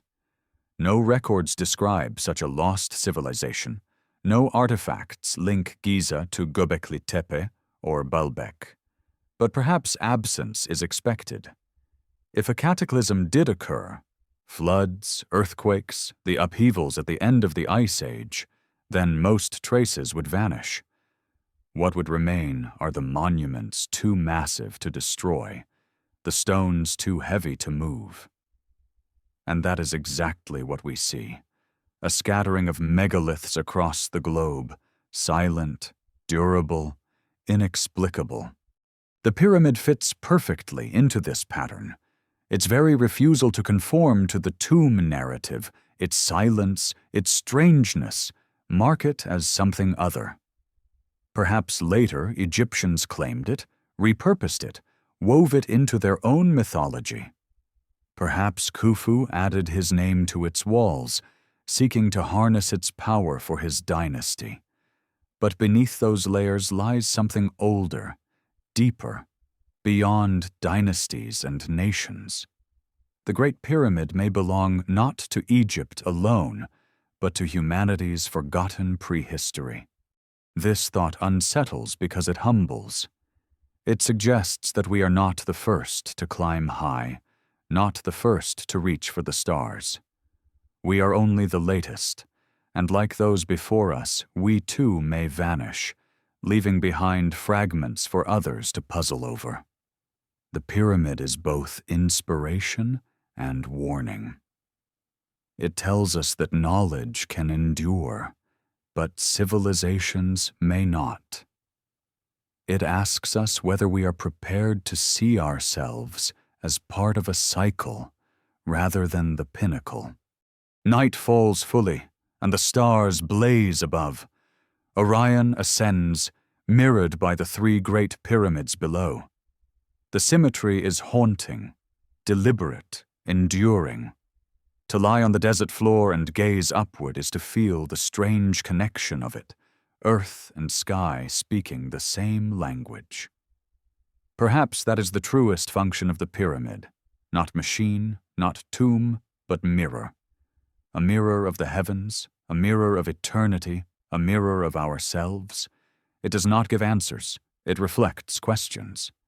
And in those questions we see the shape of our own longing. To know where we came from, to know if others walked this path before, to know whether knowledge is truly lost or merely waiting to be rediscovered. In that sense, the Great Pyramid is less a relic than a challenge. It challenges us to push beyond comfort, beyond certainty, beyond the narrow timelines we cling to. It challenges us to open our minds to possibility, to humility, to wonder. And perhaps that is its greatest gift. Not treasure, not mummies, not gold, but wonder itself, the capacity to look at stone and see the universe. The debate around the Great Pyramid is not confined to the sands of Egypt. It reverberates in lecture halls, in conference papers, in late-night documentaries, and on the pages of books that fill both academic libraries and airport bookstores. On one side stands mainstream archaeology, firm in its conviction that Khufu ordered the pyramid, that it was built within 20 years by thousands of skilled workers using simple tools and ingenious organization. On the other side are independent researchers, engineers, geologists, and dreamers who insist the evidence points elsewhere, to technologies unacknowledged, to civilizations forgotten, to purposes unimagined. The conflict is not merely about stones, but about worldviews, about how we define human history itself. For the Orthodox scholar, the pyramid is the crowning achievement of Egypt's Old Kingdom, a triumph of centralized power and human labor. This interpretation offers stability. It fits neatly into the narrative of civilization's rise, from hunters to farmers, from farmers to builders of stone, from stone to empire. It reassures us that progress is linear, that humanity steadily climbs from simplicity to complexity. To admit otherwise, to admit that the pyramid might represent not invention, but inheritance, would disrupt this story, and with it the pride of a species that sees itself as ever ascending. Independent researchers see the cracks in this narrative. They point to the absence of inscriptions, the empty sarcophagus, the precision of cuts in granite, the sheer logistical improbability of raising such a structure with the tools described. They cite geological evidence at the Sphinx, alignments with stars millennia older than Khufu, and the global pattern of megalithic monuments. To them, the Orthodox story is too convenient, too fragile, too full of assumptions. They argue that orthodoxy resists change not because evidence is lacking, but because identity is at stake. Academic reputations, national pride, the very notion of progress itself. This conflict often becomes personal. Zahi Hawass embodies the orthodox position, charismatic and fiercely protective of Egypt's heritage. To his supporters, he has preserved treasures from the grasp of looters and sensationalists. To his critics, he has stifled exploration, dismissing alternative views with ridicule, wielding his authority to control access and silence dissent. The image of Hawass slamming shut the investigation of Gantenbrink's mysterious door has become symbolic, a literal and figurative closing of possibilities. Whether one sees him as guardian or gatekeeper depends on where one stands in the debate. The clash plays out in language as much as in evidence. Orthodoxy accuses independence of pseudoscience, of speculation without proof, of exploiting mystery for profit. Independents accuse orthodoxy of arrogance, of clinging to dogma, of refusing to follow evidence where it leads. Both sides wield passion, but the pyramid remains unmoved, a silent witness to their quarrel. Its stones do not confirm or deny, they simply endure, demanding interpretation without ever granting it. Yet perhaps the conflict itself is revealing. The pyramid may not belong wholly to either camp.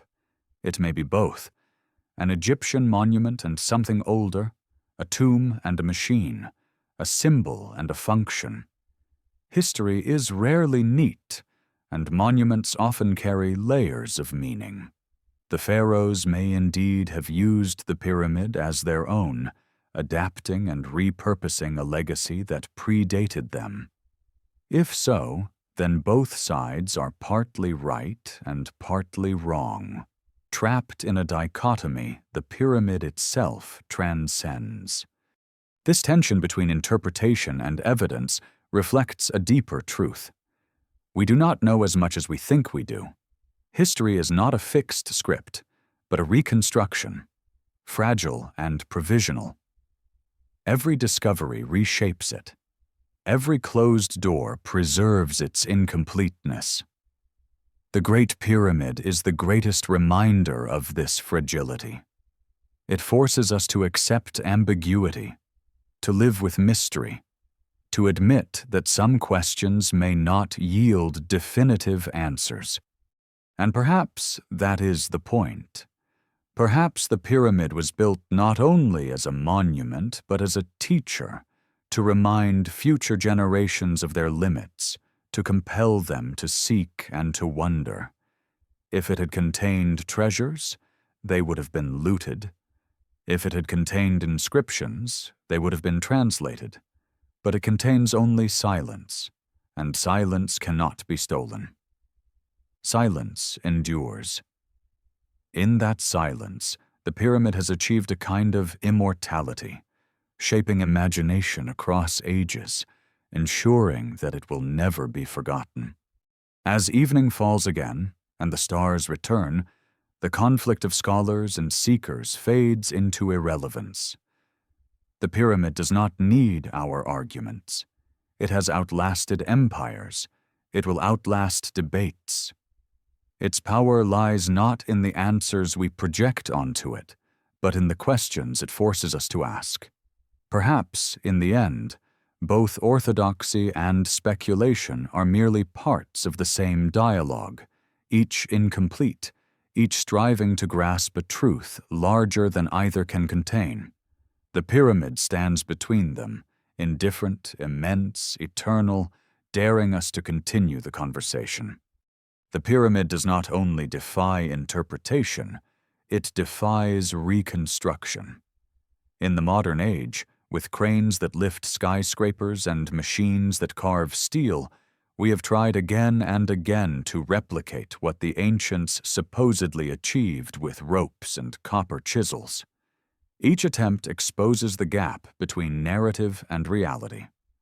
Blocks of limestone weighing a few tons can be managed, dragged across sand with effort, raised on sledges with ingenuity. But the Great Pyramid contains not only limestone, but granite, immense beams weighing 70 or 80 tons, hauled from quarries hundreds of kilometers away in Aswan.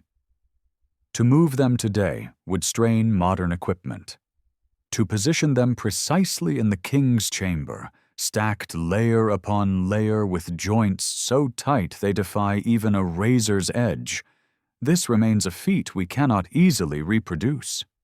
In 1978, a Japanese team sponsored by Nippon TV attempted to build a scaled-down pyramid using only tools described in the orthodox narrative.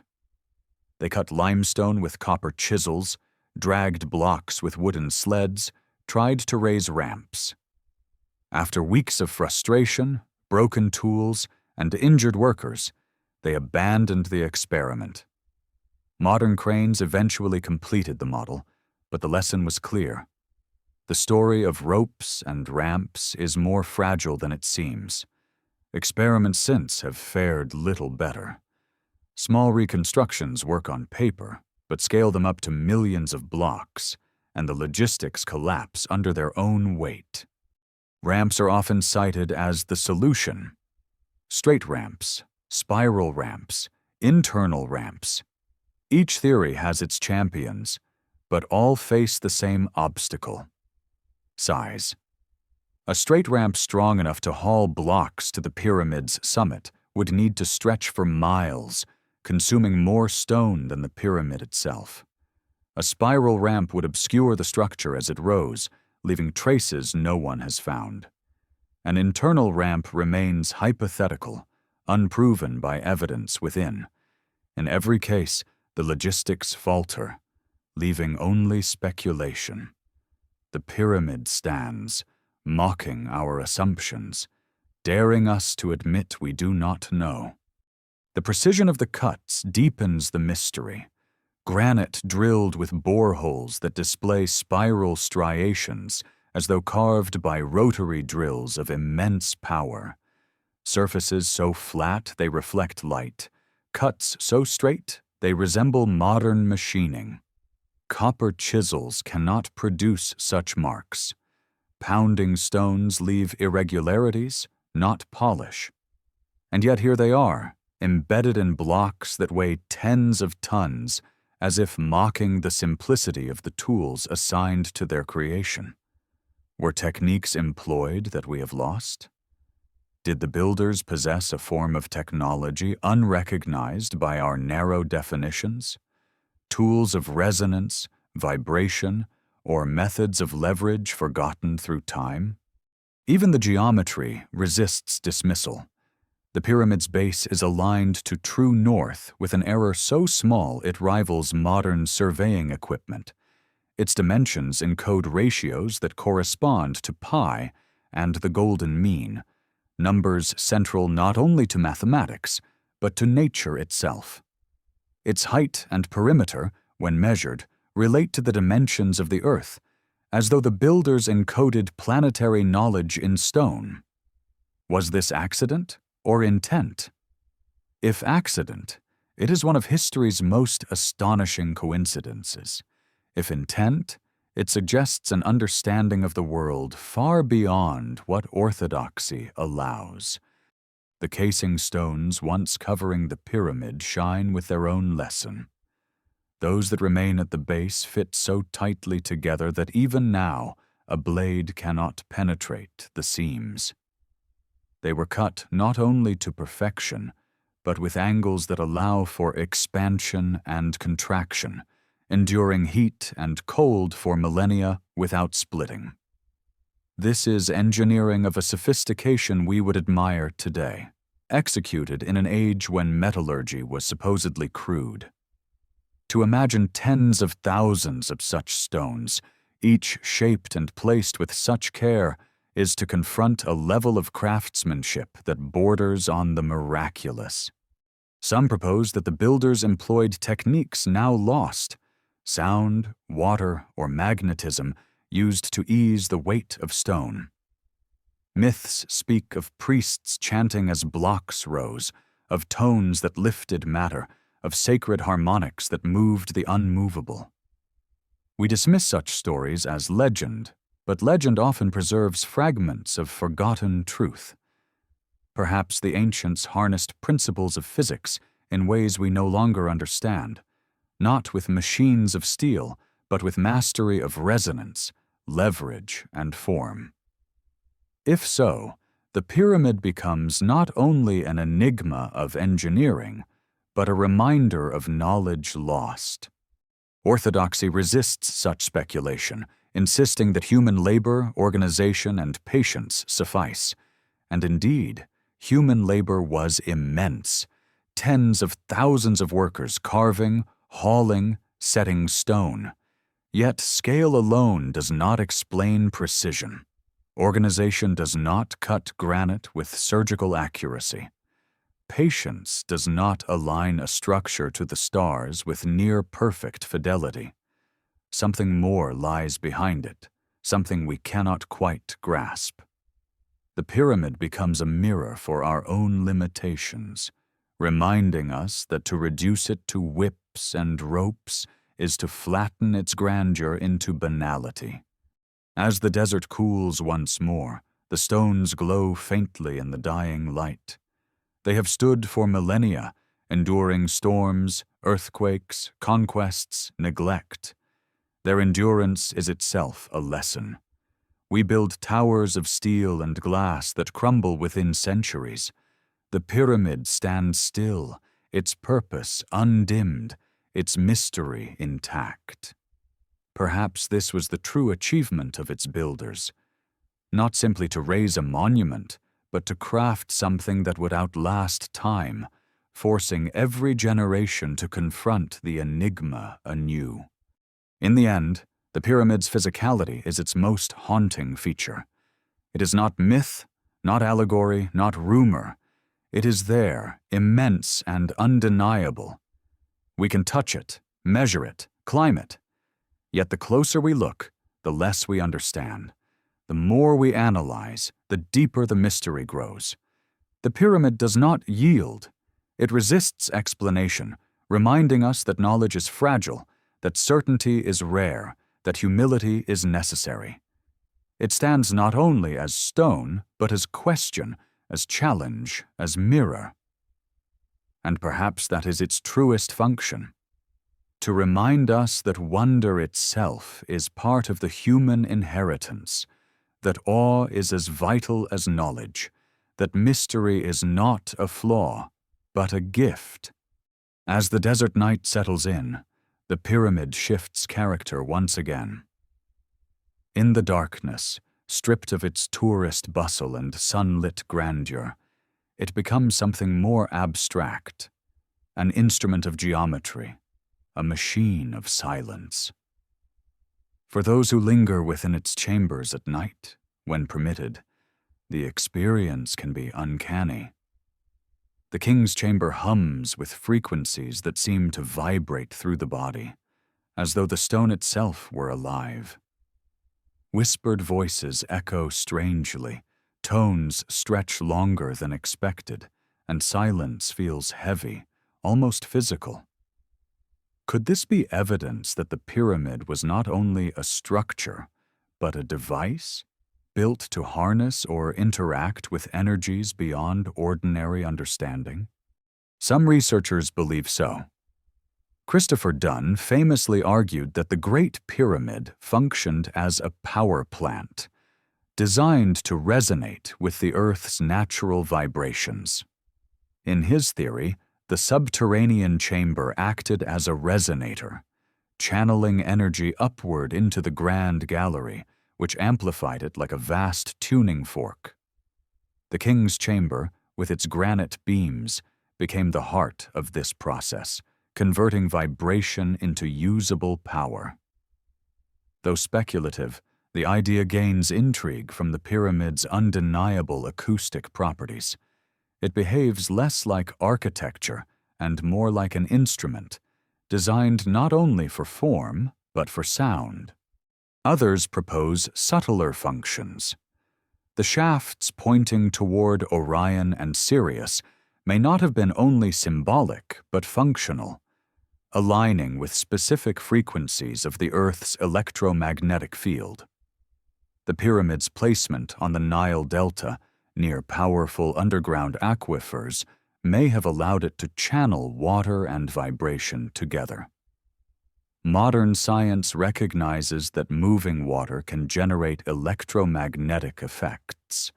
Combine that with granite's piezoelectric properties, and the pyramid begins to resemble a massive energy device, harnessing natural forces through resonance. Whether intended as power source, spiritual amplifier, or something else, the design suggests intent beyond burial. Legends lend strange support to this view.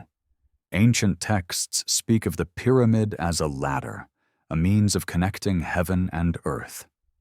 Some Arab chroniclers claimed it once emitted light, a beacon across the desert. Myths describe priests using sound to move stones, their chants lifting blocks as if gravity itself yielded. We dismiss these as allegories, yet resonance and vibration are real forces. Ultrasound shatters glass, frequency moves sand into patterns, resonance collapses bridges. Could the ancients have discovered ways to harness such forces, encoding them into stone? Modern experiments hint at this possibility. Acoustic engineers testing the king's chamber found that it amplifies specific frequencies, producing standing waves that vibrate through granite and flesh alike. Visitors describe dizziness, tingling, altered states of mind. Some suggest the chamber was built to induce such effects deliberately, a tool for transforming consciousness rather than housing a corpse. If so, then the pyramid may have been less machine of energy than machine of spirit, designed to shift awareness, to guide initiates into states of transcendence. In that sense, its power is real, though not in wires or electricity, but in vibration and mind. Orthodox archaeology dismisses these ideas as fantasy, clinging to the narrative of tomb and labor. Yet their explanations fall short. Why the precision? Why the resonance? Why the shafts sealed with copper-handled doors? Why the vast hidden voids still unexplored? Each unanswered question leaves space for alternative thought, and into that space flows speculation. The pyramid invites it, almost demands it, by its refusal to yield ordinary answers. Perhaps the truth lies between extremes. The pyramid may not be a power plant in the modern sense, nor a tomb in the simple sense, but something layered, complex, multifunctional. It may have been built as a cosmic engine of memory, its resonance symbolic as much as physical, its alignments practical as much as spiritual.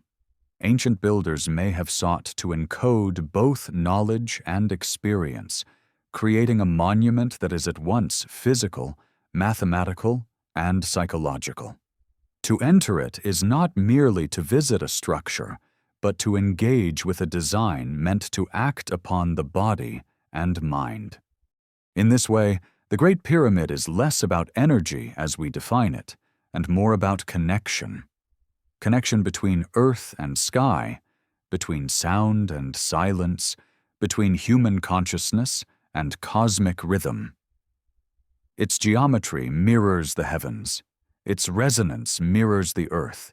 Its endurance mirrors eternity. To call it a tomb is to reduce it. To call it a machine is to misunderstand it. It may be something larger, something that escapes categories entirely, a monument that unites symbol and science, myth and mathematics, earth and cosmos. As the stars wheel overhead, Orion gleaming above the desert, the pyramid seems to glow faintly in the moonlight, its edges sharp against the sky. One cannot help but imagine it once alive with energy, its limestone casing shining like a mirror, its chambers humming with vibration, its apex a point of light aimed at the heavens. Whether this was literal or symbolic hardly matters, for the effect is the same. It binds us to mystery, compels us to wonder, insists that we look beyond the ordinary. And that, perhaps, is its greatest achievement.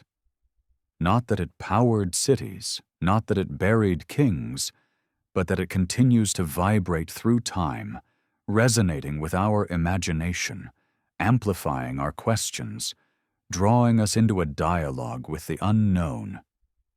The Great Pyramid may or may not have been an energy device in a literal sense, but it remains one in a deeper sense. An engine of curiosity, a resonator of wonder, a monument that transforms silence into mystery. Step into the pyramid's shadow, and you feel a shift, not of temperature alone, but of presence. Many visitors have described sensations that go beyond architecture. A weight pressing on the chest, a stillness so profound it seems to vibrate within, a silence that feels inhabited rather than empty. Whether this is psychology or something more, the pyramid is not neutral. It acts upon those who enter it, shaping perception, amplifying awareness, inducing states that linger long after leaving its chambers. This too may be part of its design. Mystical traditions across cultures have long described sacred spaces as more than buildings. Cathedrals channel light through stained glass. Temples shape sound with vaulted ceilings. Shrines are placed on sites of geomagnetic intensity.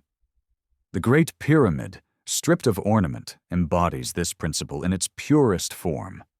Geometry as spiritual technology.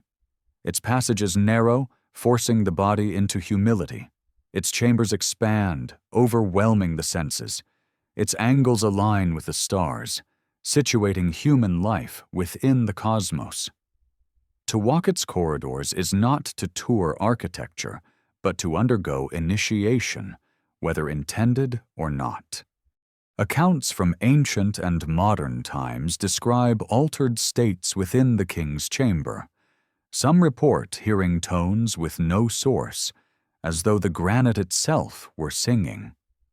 Others describe visions, heightened dreams, a sense of timelessness. Meditation within its walls is said to produce clarity, even revelation. Skeptics attribute this to suggestion, the power of expectation in such an extraordinary place. But even suggestion requires a trigger, And the pyramid provides that trigger with its acoustics, its resonance, its geometry. Whether through physics or psychology, it induces experience.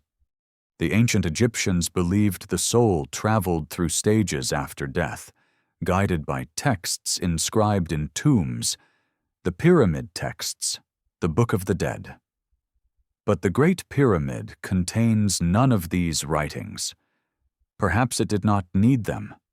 Perhaps the structure itself was the text, the initiation, the journey.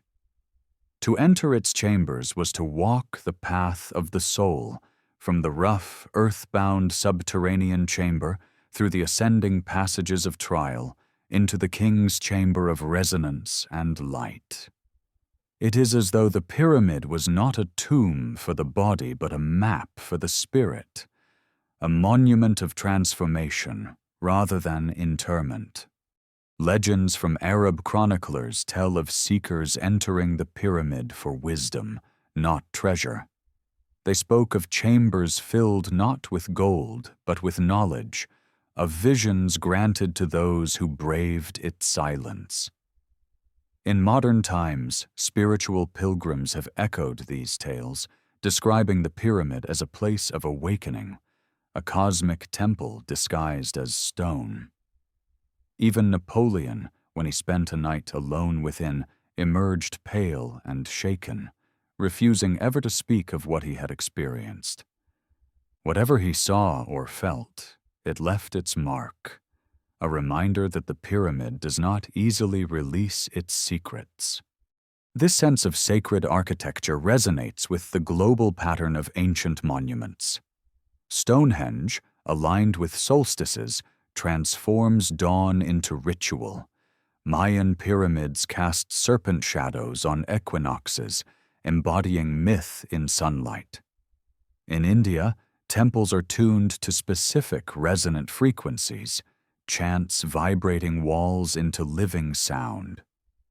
The Great Pyramid fits this pattern, but on a scale beyond all others, a monument where earth, sky, and human consciousness converge. Could it be that the builders understood not only stone, but spirit? That they crafted a place where geometry shapes perception, where sound alters consciousness, where silence itself becomes initiation?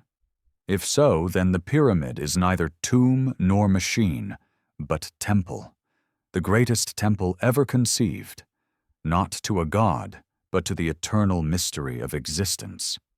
In that sense, it belongs not only to Egypt, but to humanity itself, for it speaks a language older than words, a language of proportion, alignment, and silence. And yet the guardians of orthodoxy rarely speak of this. They prefer ramps and laborers, logistics and dynasties. To them, spiritual experience is subjective, unscientific, unworthy of archaeology. But perhaps it is precisely in subjectivity that the pyramid reveals its truest function. Not as an object to be measured, but as an experience to be undergone. Its power is not only in stone, but in what it evokes.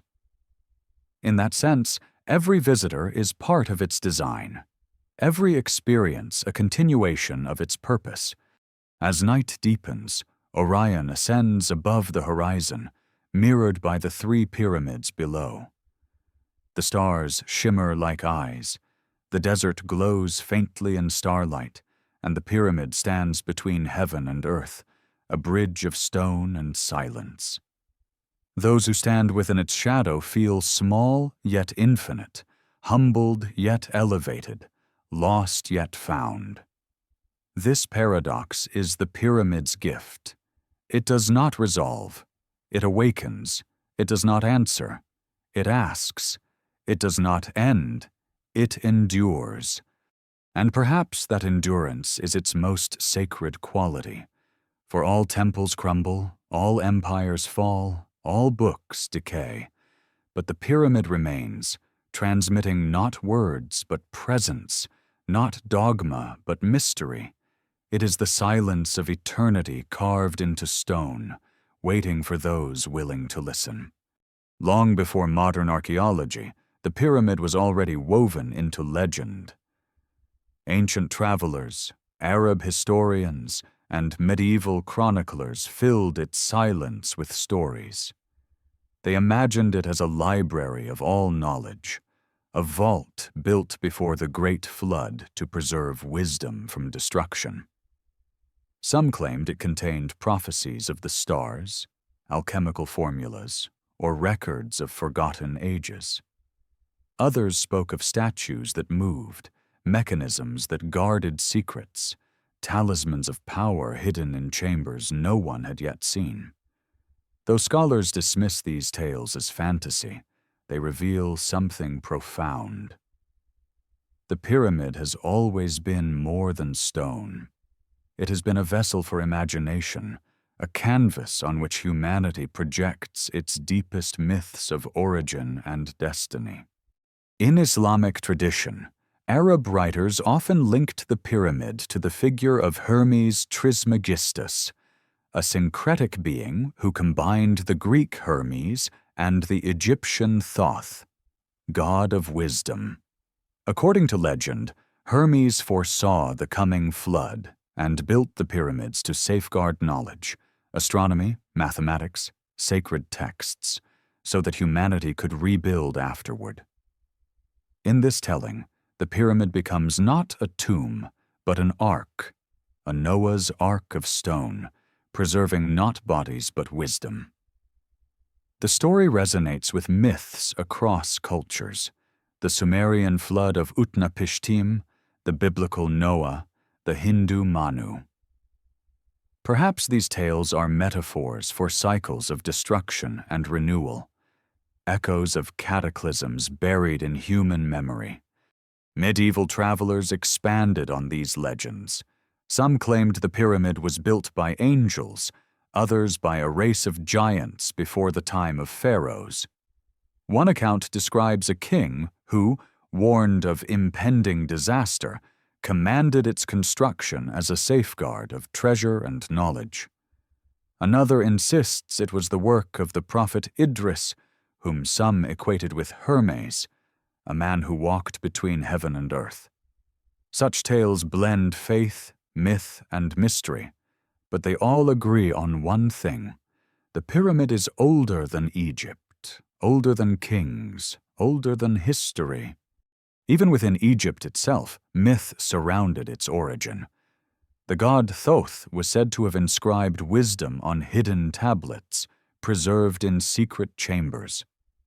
Osiris, lord of rebirth, was sometimes linked to its geometry, the pyramid seen as his cosmic throne. To align the pyramid with Orion was to align with Osiris, to declare the monument a bridge between mortal and divine. For the Egyptians, architecture was never mere construction, it was cosmology in stone. The pyramid embodied that principle, transcending utility to become myth incarnate. Modern esoteric traditions have embraced these myths, weaving them into visions of ancient wisdom. The pyramid is said to encode sacred geometry, to preserve Atlantean science, to act as a beacon for spiritual seekers. New Age mystics meditate within, believing it channels cosmic energy, awakens hidden potential, even heals the body. Dowsers claim energy lines converge beneath it, radiating through its apex. Whether symbolic or literal, the belief endures. The pyramid is more than stone. It is alive with meaning. This intertwining of myth and monument is not unique to Egypt. Across the world, sacred structures are shrouded in legends of gods, giants, or lost civilizations. The stones of Stonehenge were said to be placed by Merlin.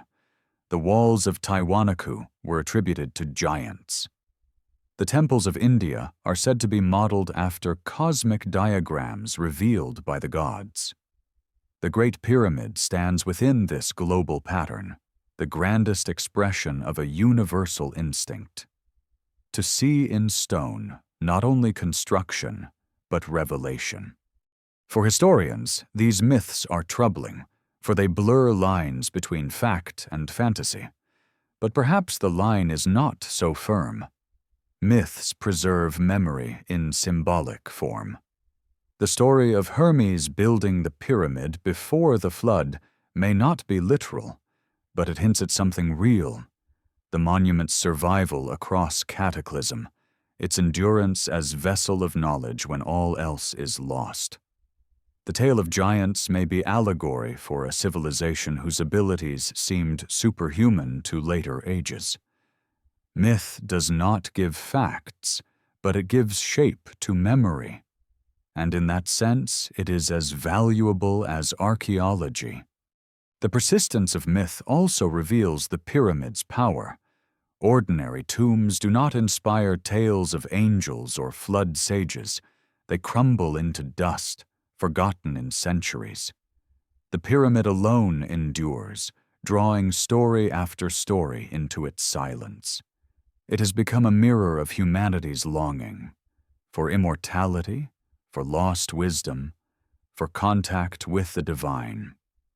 The myths may contradict, but they all reveal the same truth. The pyramid compels us to imagine more than history allows. As night deepens and stars scatter across the desert sky, the pyramid glows faintly in moonlight, as it has for thousands of years. Legends swirl around it like sand in the wind, stories of angels, sages, gods, and forgotten worlds. Perhaps none are literally true. Perhaps all contain fragments of truth. Either way, they testify to the pyramid's enduring role, not only as monument of stone, but as monument of myth, an eternal stage where imagination and mystery meet. In recent decades, the Great Pyramid has become the subject not only of legend and speculation, but of cutting-edge science. Where ancient chroniclers told of talismans and treasures, modern researchers bring infrared scans, ground-penetrating radar, and cosmic ray muon imaging. These tools have peeled back the stone layer by layer without ever moving a block, revealing that the pyramid is not solid, but filled with mysteries still sealed from human eyes.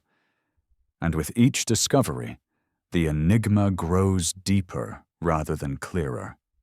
One of the most striking revelations came in 2017 when an international team using muon tomography detected a vast void above the Grand Gallery. This hidden space, roughly the size of a passenger plane, had never been mapped or entered. Its purpose remains unknown. Some believe it may be a structural cavity, relieving weight from the chambers below. Others speculate it could be a concealed hall, perhaps even one of the legendary hidden chambers long spoken of in myth. The fact that it has remained untouched for thousands of years, unnoticed by centuries of explorers, makes it all the more tantalizing. A space so large, so deliberate, yet utterly silent. What was it meant for? Infrared thermography has revealed other anomalies. Certain blocks near the base glow differently under heat scans, as though cavities or passages lie behind them. Doors discovered by tiny robotic probes at the ends of the Queen's chamber shafts, fitted with copper handles, suggest intentional sealing. When engineer Rudolf Gantenbrink sent a robot into one of these shafts in the 1990s, it reached a small limestone door deep within. The discovery electrified the world. Why would such a narrow passage be blocked by a stone door? What lay beyond? Before answers could be found, however, permission was abruptly withdrawn, and the project halted. For years, the door remained closed, its secret preserved by authority as much as by stone. Later probes revealed a second door behind the first, hinting at further secrets hidden within the pyramid's labyrinth. Yet access remains restricted, explanations delayed. Officials insist it is for preservation, to prevent damage. Critics argue it is to preserve orthodoxy, to keep alternative interpretations at bay. Whatever the reason, the effect is the same. The pyramid guards its secrets still, even against the tools of modern science. Ground-penetrating radar has added to the mystery. Surveys of the plateau suggest that tunnels and cavities may extend beneath the pyramid, linking it to subterranean structures. Some believe an entire network of passages lies undiscovered, perhaps even a hidden hall of records as legends describe. Skeptics caution against overinterpretation, pointing to natural fissures in the bedrock. Yet the consistency of anomalies across different surveys suggests intentional design. Something lies below, something uncharted, and until exploration is allowed, it will remain speculation carved into silence. Each new discovery pushes the debate further. If the void above the Grand Gallery is only structural, why is it so large and so carefully concealed? If the shafts are merely symbolic, why block them with fitted doors? If the pyramid is only a tomb, why fill it with sealed passages and hidden cavities?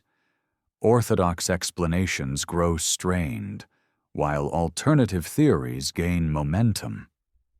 The pyramid itself seems to conspire in mystery, yielding just enough to intrigue, never enough to resolve. These modern discoveries echo ancient legends. Arab chroniclers spoke of sealed chambers filled with knowledge, of hidden spaces designed to outlast floods and fire. Medieval writers described treasures that would be revealed only at the end of time. Now, with muon scans and infrared imaging, we glimpse the possibility that such stories were not pure fantasy, but symbolic memory. The pyramid does indeed contain hidden spaces, untouched for millennia, waiting for a time when they can be revealed. Whether they hold treasure, knowledge, or only emptiness, their very existence fulfills the myth. The pyramid is a vessel of secrets. The frustration lies in the barriers. For every anomaly detected, access is denied. For every discovery hinted, further exploration is postponed. The reasons may be practical: funding, preservation, bureaucracy. Or they may be ideological, a reluctance to confront truths that would destabilize accepted narratives. Either way, the effect is the same. The pyramid continues to guard its mysteries, yielding fragments but never the whole. And perhaps this is deliberate, part of its design. Sealed doors are not accidents. Hidden chambers are not mistakes. The builders intended secrecy, designed mystery into the structure itself. What if the pyramid was meant to withhold? What if its greatest function is to endure unanswered, to preserve not knowledge but enigma? In that case, every scan, every probe, every frustrated researcher is playing a role in the pyramid's true design, to keep humanity searching, generation after generation, century after century. As the night deepens and the stars return, the pyramid looms as both stone and secret. Technology has peeled back its layers, revealing voids and anomalies, but the heart remains sealed. We know more than ever, and yet less than ever. The pyramid endures as it always has, vast, silent, withholding. It is not simply a monument of stone, but a monument of mystery, designed not only to be built, but to be questioned, not only to endure, but to provoke. The Great Pyramid rises against the horizon as it has for nearly 5,000 years. or perhaps longer if some are to be believed. Its stones are worn, its casing mostly gone, yet it remains the most enduring monument of human history, towering over the desert like a sentinel of time itself. We have walked its passages, measured its angles, scanned its depths with muons and radar, probed its shafts with robots, and yet after centuries of study, the central truth remains untouched. We do not know with certainty who built it, how they built it, or why it was built. The pyramid endures not as an answer, but as a question. The theories are many. To some, it is the tomb of Khufu, a grand testament to a king's ambition, built by thousands of laborers through sheer persistence and ingenuity. To others, it is an inheritance, a relic of a forgotten age, older than Egypt itself, preserved across cataclysm to remind us that civilizations rise and fall in cycles. Still others see it as a machine, an energy device, a resonator of the Earth's vibration, a cosmic transmitter aligning heaven and earth. And for many, it is a temple, a monument of spirit designed to transform consciousness and mirror the eternal. Each theory carries its own evidence, its own gaps, its own allure. None resolves the mystery. Perhaps the pyramid resists resolution because it was never meant to be reduced to one purpose.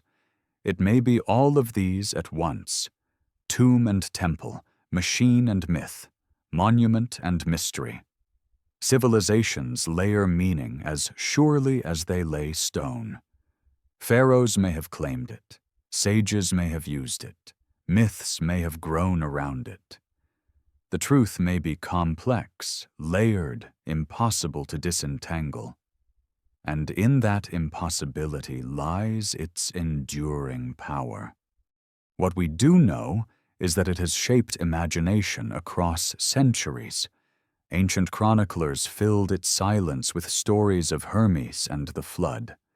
Medieval travelers saw in it the work of giants and angels. Modern scientists measure its resonance, scan its voids, argue over its logistics. Filmmakers, novelists, mystics, and dreamers all return to it, compelled by its silence, its endurance, its refusal to explain itself. No other monument in the world has commanded such continuous fascination, such endless interpretation. It is less a structure than a mirror, reflecting each generation's fears, hopes, and questions. And what does it reflect for us today? Perhaps it reflects our own fragility, our awareness that civilizations are not eternal. We look upon it and see that even the greatest works can vanish into sand, leaving only fragments for future ages. We see the possibility that we are not the first to climb so high, that others may have risen and fallen before us. And we feel both humbled and inspired, reminded that greatness can endure, that mystery survives, that questions may outlast empires.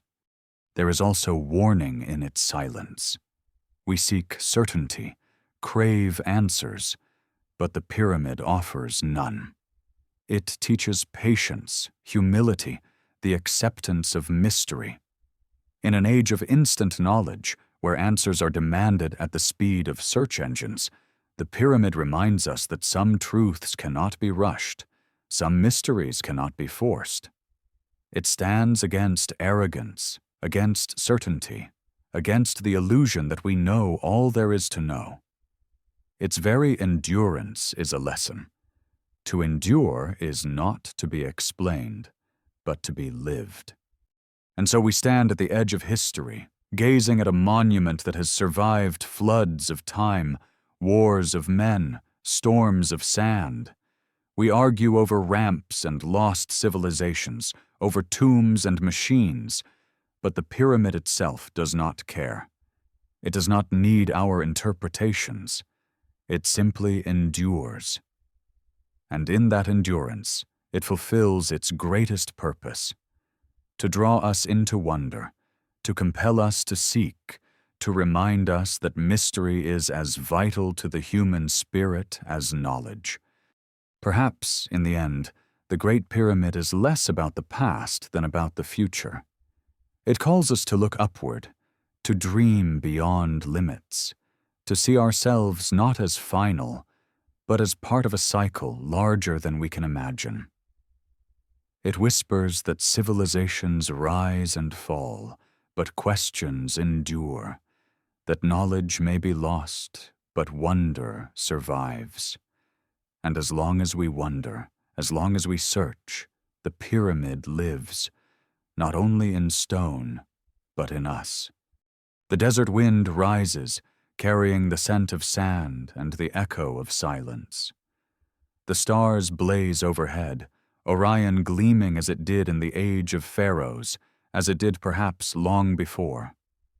The Great Pyramid stands in the half-light, massive yet delicate, ancient yet timeless. It is not only stone, not only mystery, not only memory. It is the echo of eternity carved into earth, pointing toward the sky. And so it remains, a riddle without answer, a monument to the unknown, an eternal invitation to wonder.